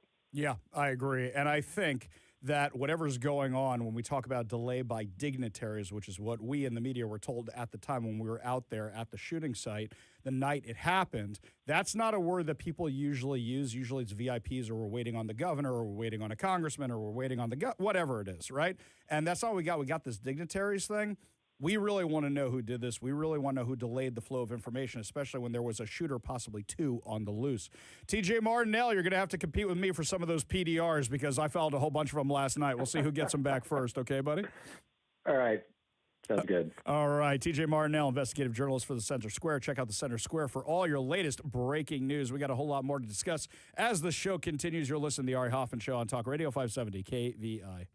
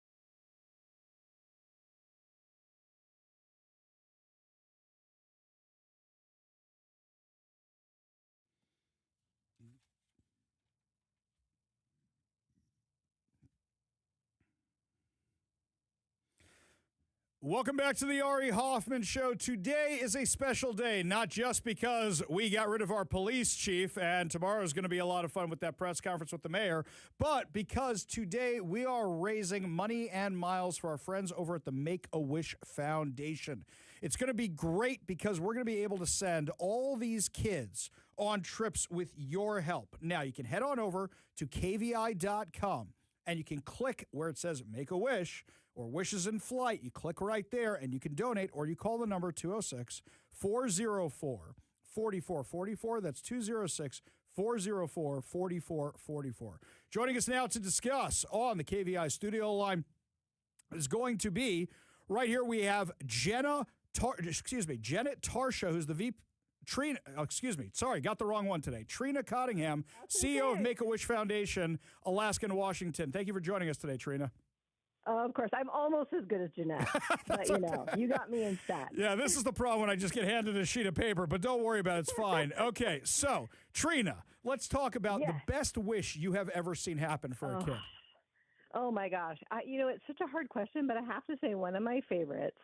Many years ago now, we had a kiddo named Carl, and he wished, I kid you not, to be a World War II fighter pilot who was shot down in Hawaii on a deserted island and had to survive on the rations that only a World War II pilot would have had at the time. And we did the Wait a second. I got to stop you. I want to hear all about this. I'm fascinated. One of your colleagues joined us earlier, but the kid wanted the rations? He didn't want to be like shooting down Japanese planes and German planes. He wanted to be the survival kid? Yes. And the thing that's the most, it was a cool wish. We actually worked with our sister chapter in Hawaii, and it was the first time that all 4 branches of the military worked together on a wish. So it was really cool. And they actually gave him rations, and he was not so thrilled with them. And one of the Navy SEALs said, you know what? I just commissioned some approved pizza rations that we could have instead. And so he did have rations. And then when he realized how bad they were, he went for the pizza. Yeah, I'd go for the pizza also. Okay. I mean, we know the rations are pretty terrible. We all know this. But did he want to be fighting behind enemy lines, or he just wanted to be shot down and survive behind enemy lines? Right. He just wanted to be shot down and survive. He wanted to be a World War II fighter pilot who was shot down. Okay, I have questions. Survive. I have many questions. I do too. Okay. So it was a fabulous wish. Did he parachute out of a plane here, or did you crash a plane? What are we talking about here? No. We did it with the military, and they did like a flight in the plane with a very challenging landing, and then, they were marooned on a beautiful beach in Hawaii. But, Yes, marooned on Hawaii. I understand. Yes, a very rough life. Yes. It is. It's rough. But, we're Make-A-Wish. We make it happen, but we also make it safe. Okay. Wait, I'm sorry. I'm obsessed with this wish. Like I said, your colleague before teased this one.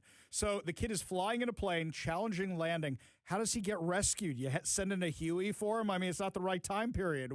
How did he get, or did he just walk to the resort? How does this work here? The Navy SEALs were with him, and the Navy SEAL swimmers rescued them. It was a lot of very fabulous behind the scenes military coordination and planning, as only the military can do. And they got him from the landing strip to the beach in like a boat, and the Navy SEALs. It was a whole thing. I'm probably selling it very short because seriously, it was incredible. That's awesome. That's awesome. Yeah. I don't think you're selling it short at all. I have questions. I'm an adult, and I have questions.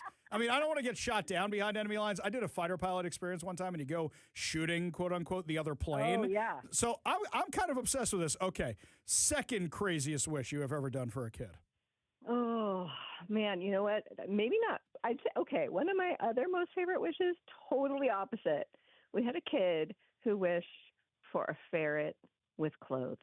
And I loved that wish so much because I didn't even know that you could get clothes for ferrets, and you sure can. And she was it's such a simple and wonderful wish to have a pet, right? Something that you love and take care of, and a ferret with clothes, right?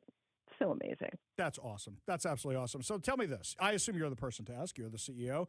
Is John Cena still a regular guest, or has some other celebrity eclipsed him at this point? He is still world #1 top wish granter of all time for Make-A-Wish as a whole. And in fact, he did a really great interview recently with Pete, someone, a former SNL comedian. I'm blanking on Pete his Davidson. name. Pete Davidson. Pete Davidson, yes. He did The this skinny guy who was the amazing voice of interview. the car in Transformers. Yes. Yes. And he did this amazing interview where he talked about his experience with Make-A-Wish. And it was, you could tell for him, it's really humbling and important. And if you or your listeners want to find that on the internet, it's just Google, Wait a second. Pete Davidson was the sincere one, or John Cena was the sincere one? John Cena. But actually, Pete talked about the one wish that he's granted. And they actually had this really impactful conversation, the two of them, about the experience of doing a Make-A-Wish and what that's like from the celebrity side. And I watched it and I got teared up. And I've been doing this for 27 years. It was pretty amazing. So then I might be able to help you out with a little bit more here, make this a little bit more emotional for you. I'm not the biggest Pete Davidson fan. I don't really like his humor or comedy or politics or anything. But his father was a firefighter on 9/11. He lost his father on 9/11. So this must be like a whole nother level for him of helping out some kid, who's down on his luck at the time. Yeah, and he actually talks about that. He didn't talk about how he lost his dad, but he mentions losing his dad. So that's interesting kind of insight behind that too, because it was really a very cool interview. Gotcha. Surprisingly. It sounds like, now I kind of want to go watch it. You have to, because if you love John Cena, you will love him even more. Okay, so I'm not that big of a John Cena fan, but he's been in a couple of the Fast and Furious movies, and I'm okay. Does Vin Diesel do these things? Have you worked with Vin Diesel? We have not had a kiddo wish to meet him. Mm-hmm. I'm sure he's done great wishes too, but no one can hold a candle to John Cena. Especially now that he's in the Fast and Furious movies. What can't that man do? Right. He's in everything now. Okay, so Trina, tell us this. You guys are looking to raise 10 million miles right now. I know you don't have the totals in front of you, but tell us about this match program we have. Oh my gosh. Right now, our wonderful community partners, Alaska Airlines, we love them at Make-A-Wish. They are matching miles that we raise between 4 and 5. So I'm not sure what time it is right now, but you have a few more minutes maybe to call in, click on the website. 3 minutes and 32 seconds. Yes. You can do it. You can do it. Okay. But even if you do it after that time, the miles count, the miles matter. They really are what make it possible for us to grant wishes right now for kids who are waiting, who want to travel somewhere. And I just can't stress that enough. The generosity of this community is just so inspiring and so incredible. Well, I really appreciate you joining us, and I want to make sure that everybody knows how they can donate after hearing about the amazing stuff you guys do. So head on over to kvi.com right now. You're going to see the Wishes in Flight right in front of you when you land on that page, and my voter's guide, but we're not doing politics with this right now. But right there in front of it, you click Wishes in Flight. It's right there. Or you can call 206-404-4444. That's 206-404-4444, so that you can make sure a kid can get shot down behind enemy lines. Wait, that's not right. So that you can make sure that there is a wish for a deserving child out there who just wants to make the best of a bad situation they're in right now. You can help them out. So go to kvi.com or call 206-404-4444. You have less than 3 minutes left for the matching program, monies or miles, thanks to our friends over at Alaska Airlines. Trina Cunningham, really appreciate you joining us today. And thank you. We love our partnership with you guys so much. It's a long time, and we just are very thankful. That's so kind of you to say. Trina Cunningham, CEO of Make-A-Wish Alaska and Washington. Keep up the amazing work. We really appreciate you joining us today. When we come back, my friends, Katie Wilson has issued a video statement. And where's my popcorn? I need popcorn. I'm going to make popcorn. I got a couple minutes to make popcorn. We'll have that for you when we come back. You're listening to The Ari Hoffman Show on Talk Radio 570 KVI.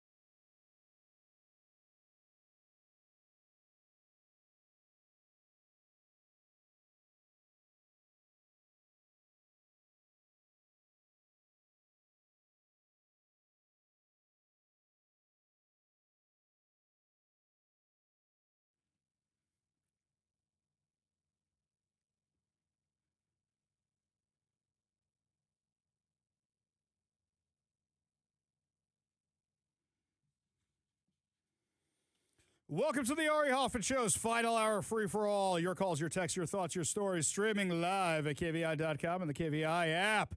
If you want to be part of the most dangerous show on the airwaves, call or text the KVI studio line at 206-421-5757. That's 206-421-5757. Coming up this hour, it's official. Seattle Police Chief is out.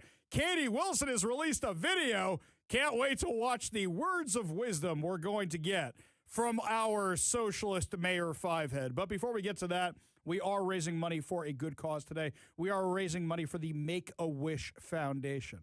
Well, how do these wishes actually get granted? Our friend Brian Calvert from Northwest News Radio has a little feature for us here about how these things happen. This is Brian Calvert, and today we're collecting your unused air miles for Make-A-Wish so that they can grant even more wishes to local kids. I want to introduce you to a couple of guys who just might have the best gig on the planet.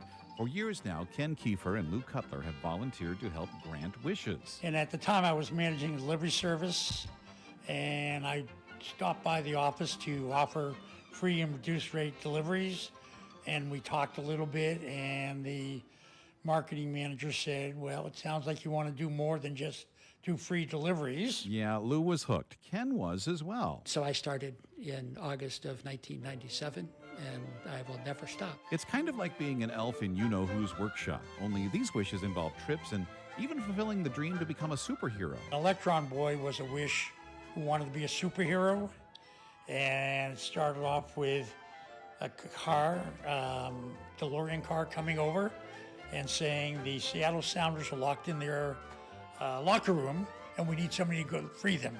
They drove over with a police escort and he did his thing and the Sounders come out. My experience in seeing Wish families afterwards at Mary Bridge or Children's or at the drugstore or wherever, or wearing a shirt. When I travel a lot, I always wear a Make-A-Wish shirt. And people always smile, and sometimes it's one of your families that you've helped. It's a lot of work, but the work produces a lot of good. What inspires them to work so hard granting these wishes? Ken remembers a note his mother placed inside his lunchbox back in the 3rd grade.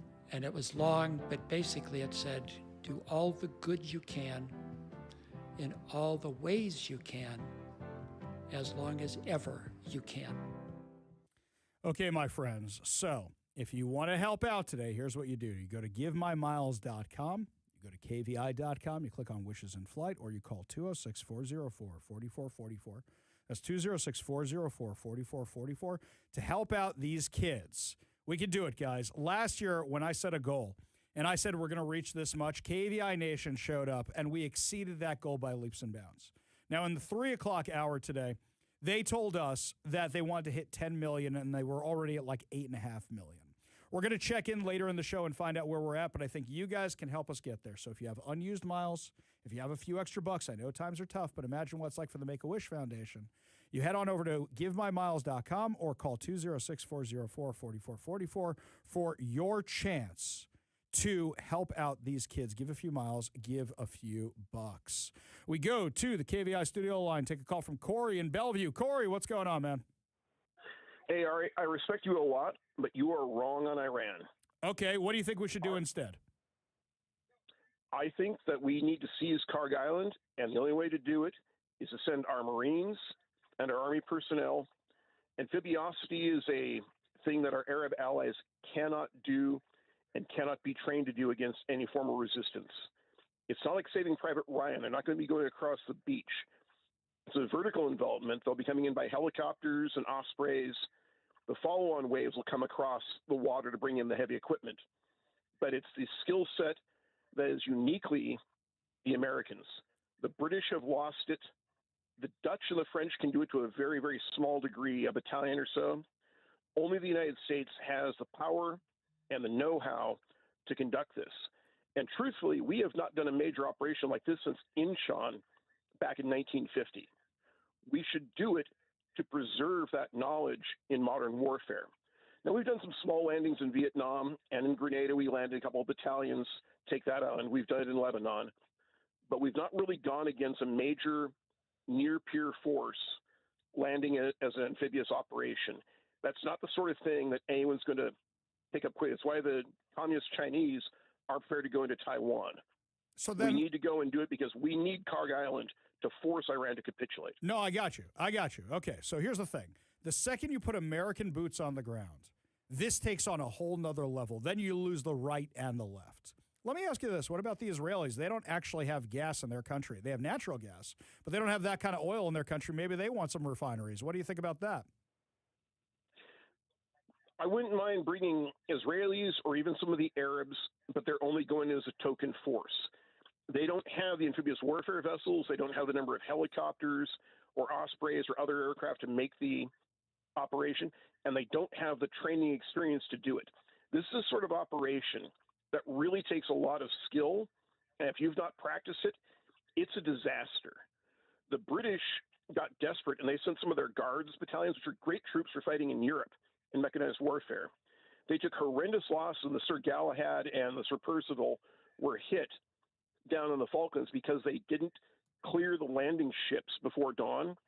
There's just so many skill sets that go in. I went to amphibious warfare school. I can tell. When I was I was going to say, I can tell. Yeah. You know, I love that about our audience. I love this about our audience that they call in with this kind of stuff. How long does it take to train somebody to do this?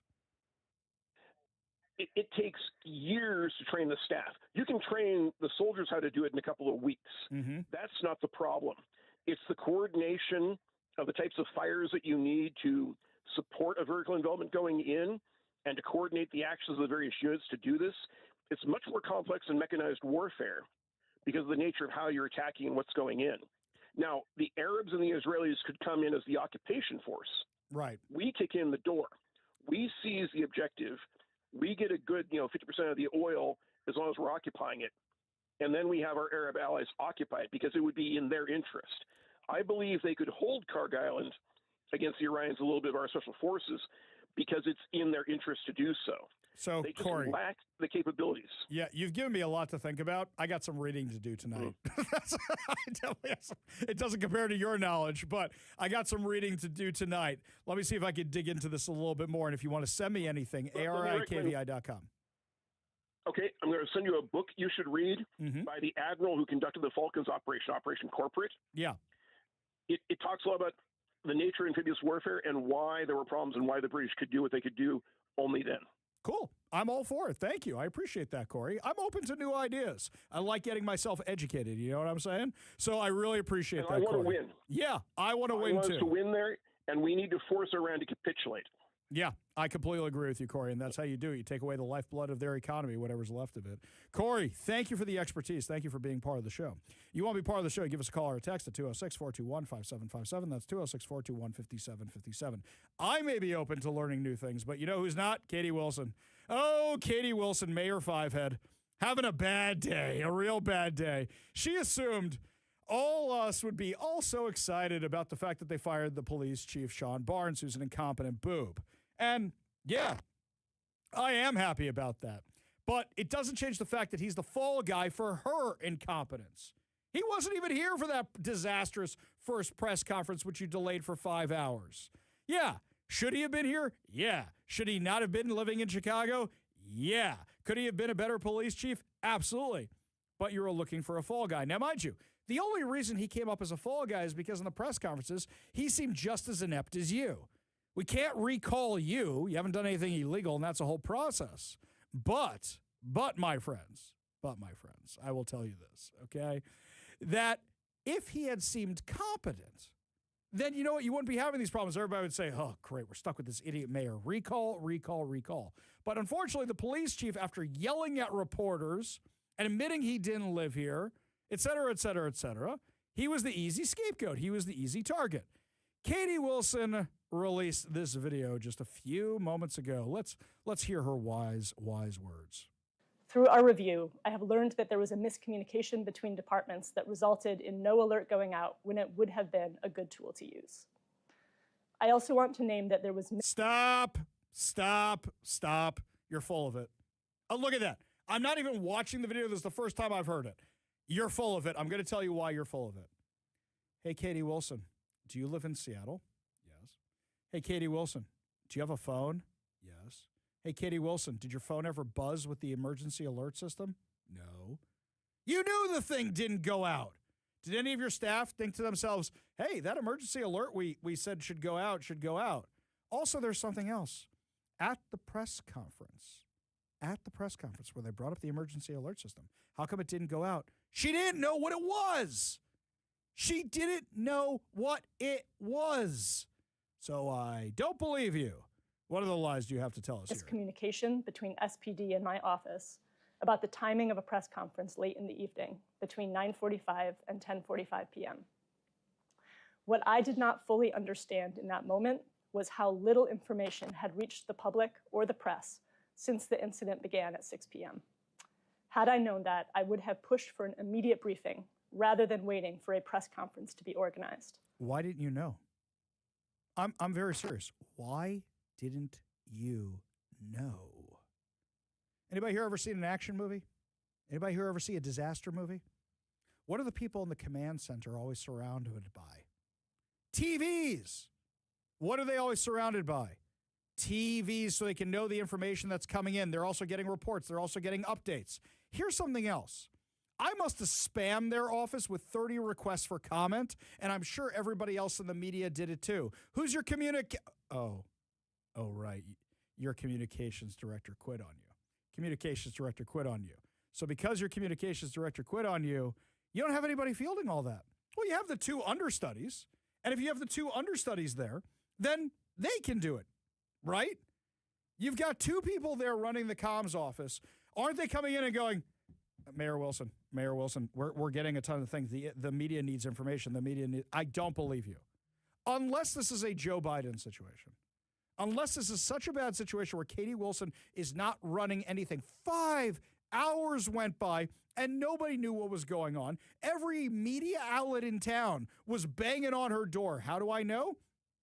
Okay, little scenes behind the curtain.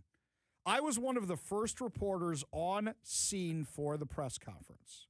Everybody was coming from somewhere else because it was a Sunday. I was coming from Grays Harbor. The press conference, I found out that it was going to be basically at the entrance to the MoPop. That's the Museum of Pop Culture, right at Seattle Center. I got there. Our friends from Northwest News Radio were already there. Jeremy Harris from Como was already there. And a couple of other people were already there. The crowd was growing and growing while I got there. And I had asked, Jonathan Cho was there too. And I asked Jonathan Cho where it was. He told me the address. I got over there as fast as I can, and I was still there. The crowd was getting more and more massive, but while we're all standing there, Jeremy would say to the police public relations guy, hey, I've reached out for comment for this. I've reached out for comment for that. Nobody's getting back to me. There's video of it. There's literally video of it. Where he's saying we haven't gotten the information at all. There's right here, got the video for you. This is what was happening that night. We are almost 5 hours. I'm not mad at you. I am mad at the dignitaries that are holding up a press conference for the public to get information about a mass shooting outside of the space center. It is outrageous that we are being told to wait for dignitaries. So what I'll do is I'll go back here and we'll get everybody down here. We'll get somebody to talk to you guys. I do understand, like I said, you guys have been out for a while. I've been out for a while. It's not us, it's the public that needs to know. And we want to get the information to everybody. So, okay? All right. Do we have a timeline on when these supposed dignitaries are supposed to be here? Let's just, what I'll do is let's just get who's here. Let's get them down here. That's you guys. And then what we'll do is, as those dignitaries come, then we'll have them come. But we need the police first, please. Who are these so-called dignitaries? They'll be here in a minute. Thank you, Brian. Who are dignitaries? So we're being told they're holding for dignitaries? We're holding for dignitaries. Holding for dignitaries. For sure, that's Katie Wilson's office saying, Bob Ferguson told me not to have the press conference without him. Pramila Jayapal told me not to have the press conference without them. I think more likely, it's Bob Ferguson. You want to know why I think it's more likely it's Bob Ferguson? Because he's been the one who's been emailing the press unsolicited. Here's where the governor was, and he was here. Oh, and if you didn't get this information, here it is. As I've been talking about all week, the governor's office hates my guts. They hate my every fiber of my being. I'm aware of this. Why do you think the governor's office hates me? Why do you think Governor Bob Ferguson's office hates me? Yeah, it's not my name. All right, Turd Ferguson. Bob Ferguson was walking in a parade when he was running for office. And somebody sent me a video of this. I wish I had it. I wish I had saved it. I don't know what I do with it. They sent me a video.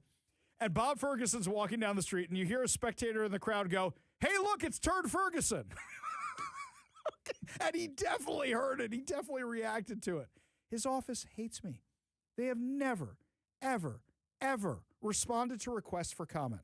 Bob Ferguson wants to control the messaging so much he has consolidated every state department inside his communications office. Nothing goes out without him. Nothing goes out without his say-so. They never get back to me on anything. They don't get back to anybody who they disagree with on anything. And then I email them about a schedule for the day, expecting to get nothing back. Boom! Like grease lightning, that sucker was in my inbox. And then a couple days later, even though I didn't even ask for it, "Hi, Ari, we know you're interested in the scheduling. Let's give you a more detailed version of it." Then our friend TJ Marnell, who we spoke to at 4:30, TJ Marnell files a public disclosure request to get all the communications between the governor and the mayor. And those things take months, sometimes years. He gets it back the next day with one text that just shows Governor Bob Ferguson said he would be there by 9. And then that's it. We don't know if he called afterward, so it doesn't really prove anything. But Bob Ferguson, me think thou doth protest too much. Because he's really trying to make it prove it was Katie Wilson. So now Katie Wilson has been abandoned. Pramila Jayapal issued something similar to Bob Ferguson. Bob Ferguson keeps telling everybody, not me, not me. And by the way, the entire media picked up TJ's story about the text. They all picked up his story. And they're all like, see, governor was coordinating. It wasn't him. It was Katie Wilson. Why is Katie all alone? No friends, no friends. Why is Katie? See, this is the problem. She doesn't talk to the city council. She thinks she can do everything with her activist band of morons. She's completely unqualified for the job. Bob Ferguson and Pramila Jayapal, you notice, weren't there the day after for the press conference. They're like, we don't want to be part of this S show. Get us out of here. We don't want to be part of this at all. So, this is now Katie Wilson's mess. By firing Sean Barnes, who deserved to be fired, she's now the only pincushion we have left. And she's calling a press conference for tomorrow to introduce us to the new chief. You think anybody's going to have questions for the new chief? Okay, let me do the questions right now. First question that gets asked by an Ari Hoffman, who will be there tomorrow. First question that gets asked. Excuse me, Mayor Wilson, did you offer Chief Barnes a golden parachute? And if so, how much? How much of our tax dollars did you spend? What's the first question for the new chief? Come on, guys, we can play this game together. What's the first question for the new chief? Do you have a description of the suspect? Do you have a description of the suspect who's been on the loose for 5 days now? Do you have a description of the suspect? Are there 2 suspects? Do you have a description? See, they're hoping everybody's going to be like, tell us about your life. Tell us about your hopes. Tell us about your dreams. Tell us about the new mayor hiring process, because now Katie Wilson gets to pick the new police chief, and that's going to be another bleep show. I got right here on the text line. I got Marino is asking me, hi, Ari, so do you think this latest incident with Mayor Wilson is the beginning of the end for her and her forehead? Could there be a successful recall? Here's the problem with the recall. We learned this with Kshama Sawant. You need them to do like 5 illegal things. You throw the 5 illegal things out there, and then maybe a judge who has to sign off on it accepts one of them. With Kshama Sawant, there were 5, and I think the judge was on board with 3 of them. I think they even rejected the one where Kshama Sawant led everybody to the mayor's house. Jenny Durkin's house was a protected address. She led her merry band of lunatics over there, and they vandalized it. I think they even rejected that one. I think we've got dereliction of duty. I think we've got gross negligence. But being a moron isn't illegal. Otherwise, there's a lot of people we could lock up around here. So, no, I don't think we have enough for a recall yet, especially given the stringent restrictions that we have here in in Seattle. I don't think we have it yet. I don't. I wish we did. I don't think we do. Up next, my friends, your calls and your texts. A lot of you want to chime in on this. Also, how one of the owners of the Storm is now suspended for 5 games. We'll tell you all about it when we come back You're listening to the Ari Hoffman Show on Talk Radio 570 KVI.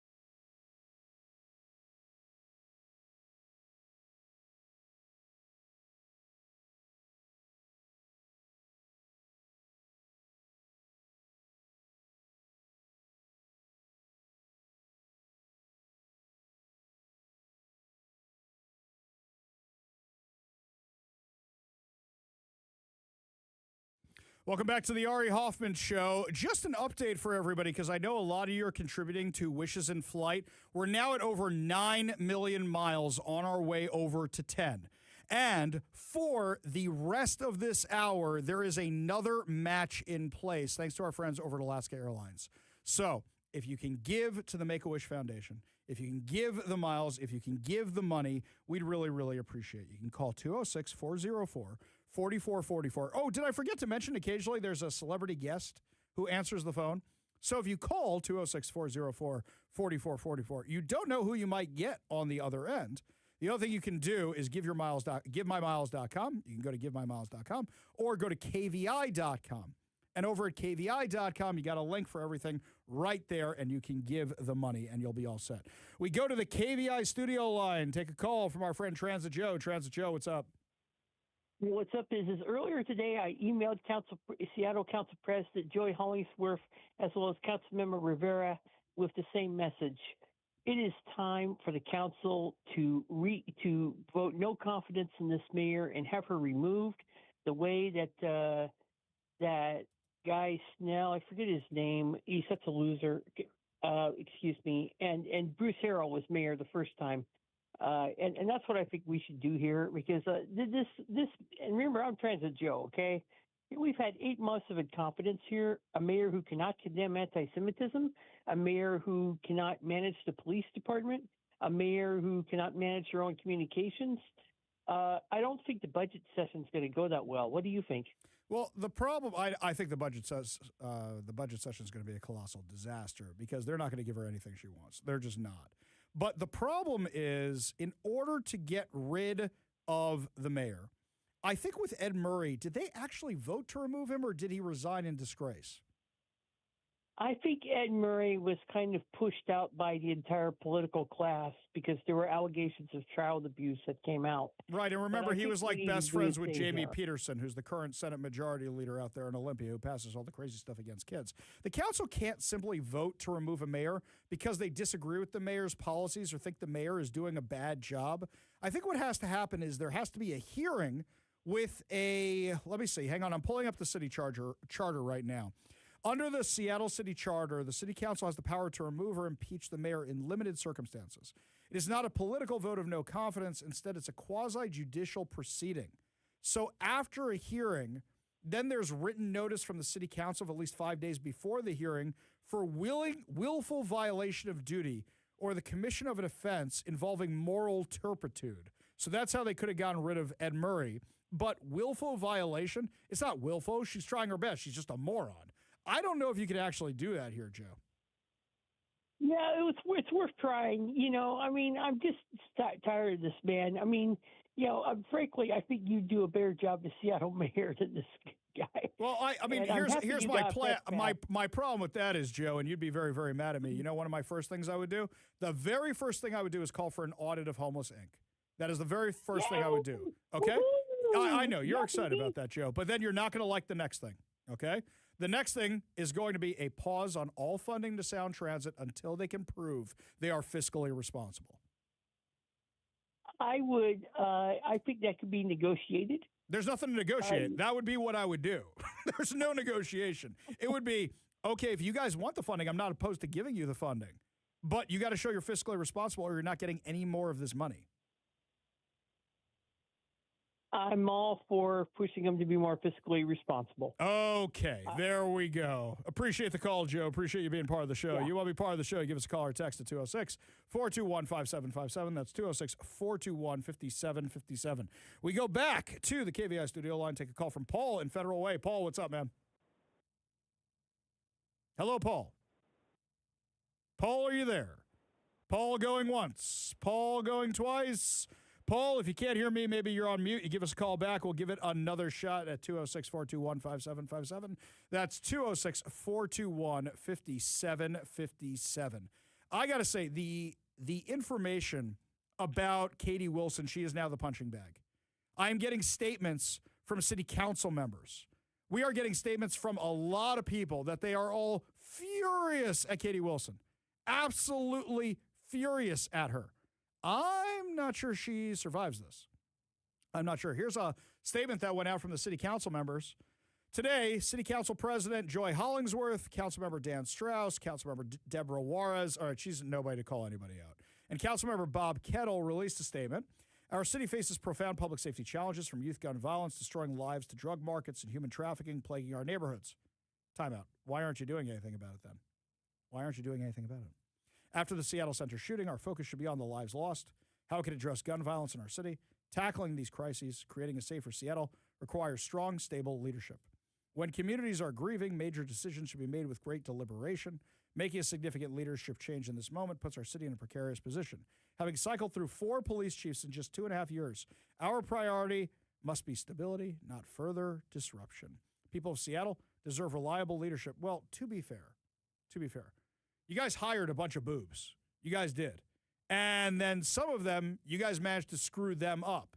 So, for example, Carmen Best, the Seattle police officers wanted her. The population wanted her. And then you destroyed her. By that, I mean, Seattle Mayor Jenny Durkin and Carmen Best were behind the decision to abandon the East Precinct. They were behind that decision together. I know Carmen Best gets excused from that, but Carmen Best could have quit right then and there and said, I am not abandoning a police station, and gone to the media. Instead, she went along with it. Sorry, guys. So some of these, you destroyed these police chiefs yourselves. I mean, the Diaz thing, that's a whole nother mess or whatever else was going on there. But you guys destroyed yourselves. You guys destroyed yourselves. A lot of this is bad leadership at the city level. All of this, an absolute mess. It's just because they keep electing whoever's the farthest left moron to run our city, and things just keep getting worse. We go back to the KVI studio line. Try again with Paul from Federal Way. Paul, what's up? Hi, Ari. Regarding the truck driver and the illegal truck drivers and those who don't speak English, I'm just curious, what do you think's going on with these companies that hire these people? I mean, considering that one of the requirements, assuming they have a CDL, is that they speak the English language. And what about the company that hires them knowing that they don't? What about the testing facilities that test them? Okay, let me stop you right there, Paul. Let me stop you right there because I'm going to explain it to you. So multiple testing facilities have been shut down up and down the West Coast for issuing these licenses to people who couldn't pass the test. So there are fact farms, for lack of a better word, of these testing centers that just you give them enough money and they'll do it. And they've been getting shut down one at a time. Here's something else. Have you ever shipped a car before? No. Okay. Yes, I have, actually. You have. What year was that in? Oh, that was back in like 1984 from England to New York. Okay, so let me tell you about this. This is why I bring it up. I had to ship a car a couple of years ago. And I went on one of these websites, shipyourcar.com or whatever it is that's called. And what happens is you start getting all these bids from all these truckers. And what you very quickly find out is that they're just solo operators. And you're trusting your car or your cargo or your shipment to a solo operator because you're trying to save money, right? You don't want to hire one of the big boys. You're trying to save money. So you go online and you do this. And then you find out some of these guys are solo and some of these guys are really, really sketchy. So you can't really do it with the reviews. The reviews are made up. It's a sketchy, sketchy business. So one of the truckers that was in one of the really bad accidents here in Washington, I looked up his address. It's a Mexican restaurant, which means probably some member of his family owns that restaurant. He gets his mail at that restaurant, and that's where his company is because his company is his truck. You notice that a lot of times when these guys get in these horrible accidents, they're trying to remove the name from the side of the truck, which has all the numbers and stuff on it. They're solo operators, and the business is the truck itself. So that's how bad this is. That's how bad it's become. Great question, Paul. Appreciate you being part of the show. You want to be part of the show, you give us a call or a text at 206-421-5757. That's 206-421-5757. Up next, my friends, major win as one of the owners of the Storm is suspended. We'll tell you why when we come back. You're listening to The Ari Hoffman Show on Talk Radio 570 KVI.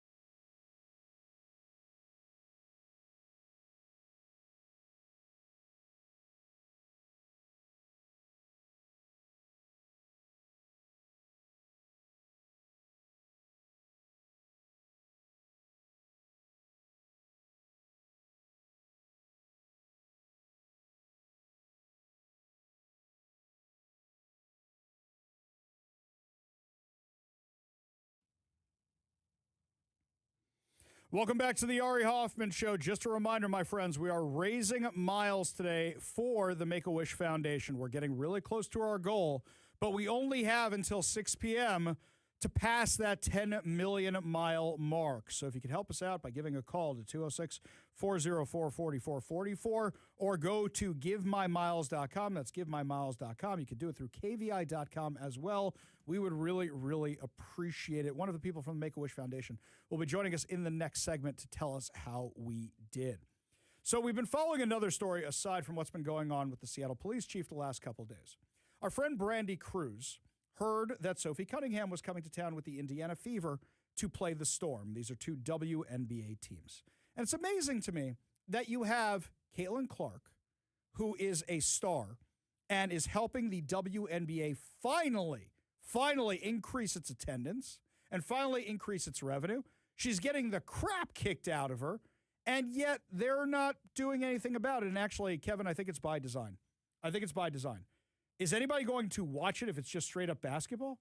So if you keep letting these videos go viral, people will tune in for the next game to see if she's going to get the crap kicked out of her. I mean, look, they don't like her because she's straight. They don't like her because she's white. So maybe they're enjoying this. That's number one. Number two is they have Sophie Cunningham. Sophie Cunningham has kind of become the defender for Caitlin Clark. But on top of that, she's a good-looking gal. And because of that, people are watching a little bit more. But then she's got these viral moments that keep happening. And then the other day, she stands up for women's sports, and everybody goes, oh, that's awesome. You mean somebody in the WNBA is actually standing up for women's sports?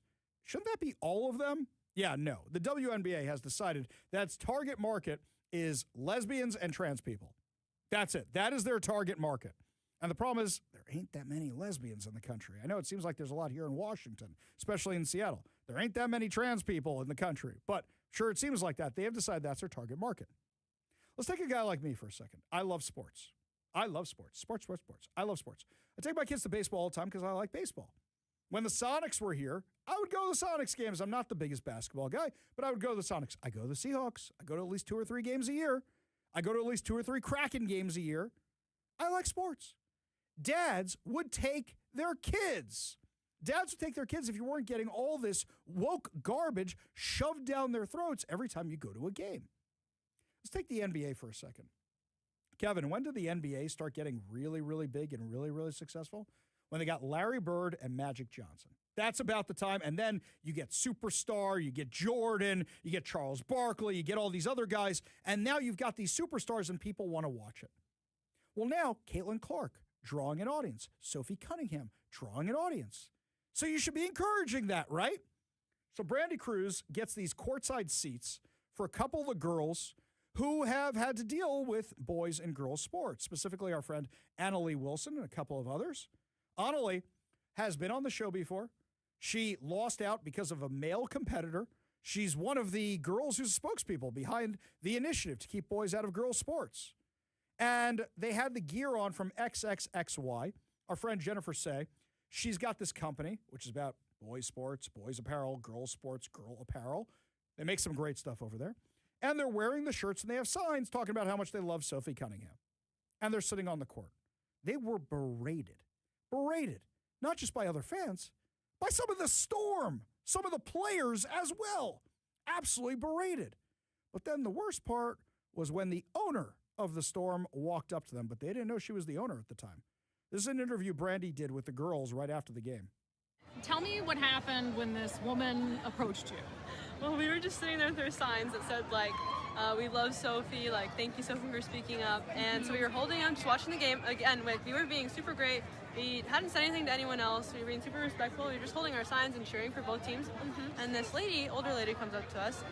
And she comes up to us, and at first I think she's going to be nice. And then she asks, like, what are you guys doing? Or something like that. And then it was like, Jesus loves everyone. That's what she told us. And I was like, oh, I know. Like, I'm religious. Like, I know. Like, I know. Nice. Yeah. And she's like, oh, I hope Jesus can forgive you for what sin you've done. And, like, something like that. And then she told us that we were effing insane. And she's like, and she went like this. Insane. Yeah. She's like, you better stop this. And stop pulling. Yeah. And for you guys to come God can save you. Yeah. She said, for you to come here and pull this. Yeah. She said the word? Yep. Did she say effing insane or? Oh, she said the word, yeah. Oh, she said the word, yeah. So, And you described her to me as, like, what did she look like? She was, cranky old lady. Yeah, she was older. I mean, She had I her thought she was game. going to say something nice, and she just came up, and everyone let that happen to two 16-year-old girls. Yep. Now, and nobody around you spoke up for you. No. No. It was worse than that. Some of them actually yelled at them. Some people spat at them. It was absolutely crazy. That woman was the owner of the Seattle Storm. She's now been fined and suspended for 5 games. Is the WNBA and the NBA, for that matter, going to wake up and say, this is an opportunity to say to everybody in the WNBA, do you want to make money or not? You're always talking about pay us what we're worth, pay us our fair share, pay us all this. You literally are attacking your golden goose in Caitlin Clark. You are literally shaming Sophie Cunningham. She's bringing in more people. You know how I know there's a Storm game here at the studio? Let me just give you a little insight how it works around here. We're on the backside of Climate Pledge Arena, where I got to go across all of Seattle Center to get home. I got to go around Seattle Center because I-5 is that away. I got to go through traffic when there's a Kraken game. If it lets out the same time my show's over, I am done. I am not going anywhere. I just stay here and work. Same thing if the game's starting. I just stay here and work. I wait till the game starts. I wait till it's going, like it's in the second period or something, and then I go home. When there's a Storm game, I never know. I never know because there's nobody there. There's barely anybody at the Storm game. So I can stay here, I can leave, I can come, I can go, whatever. It doesn't matter.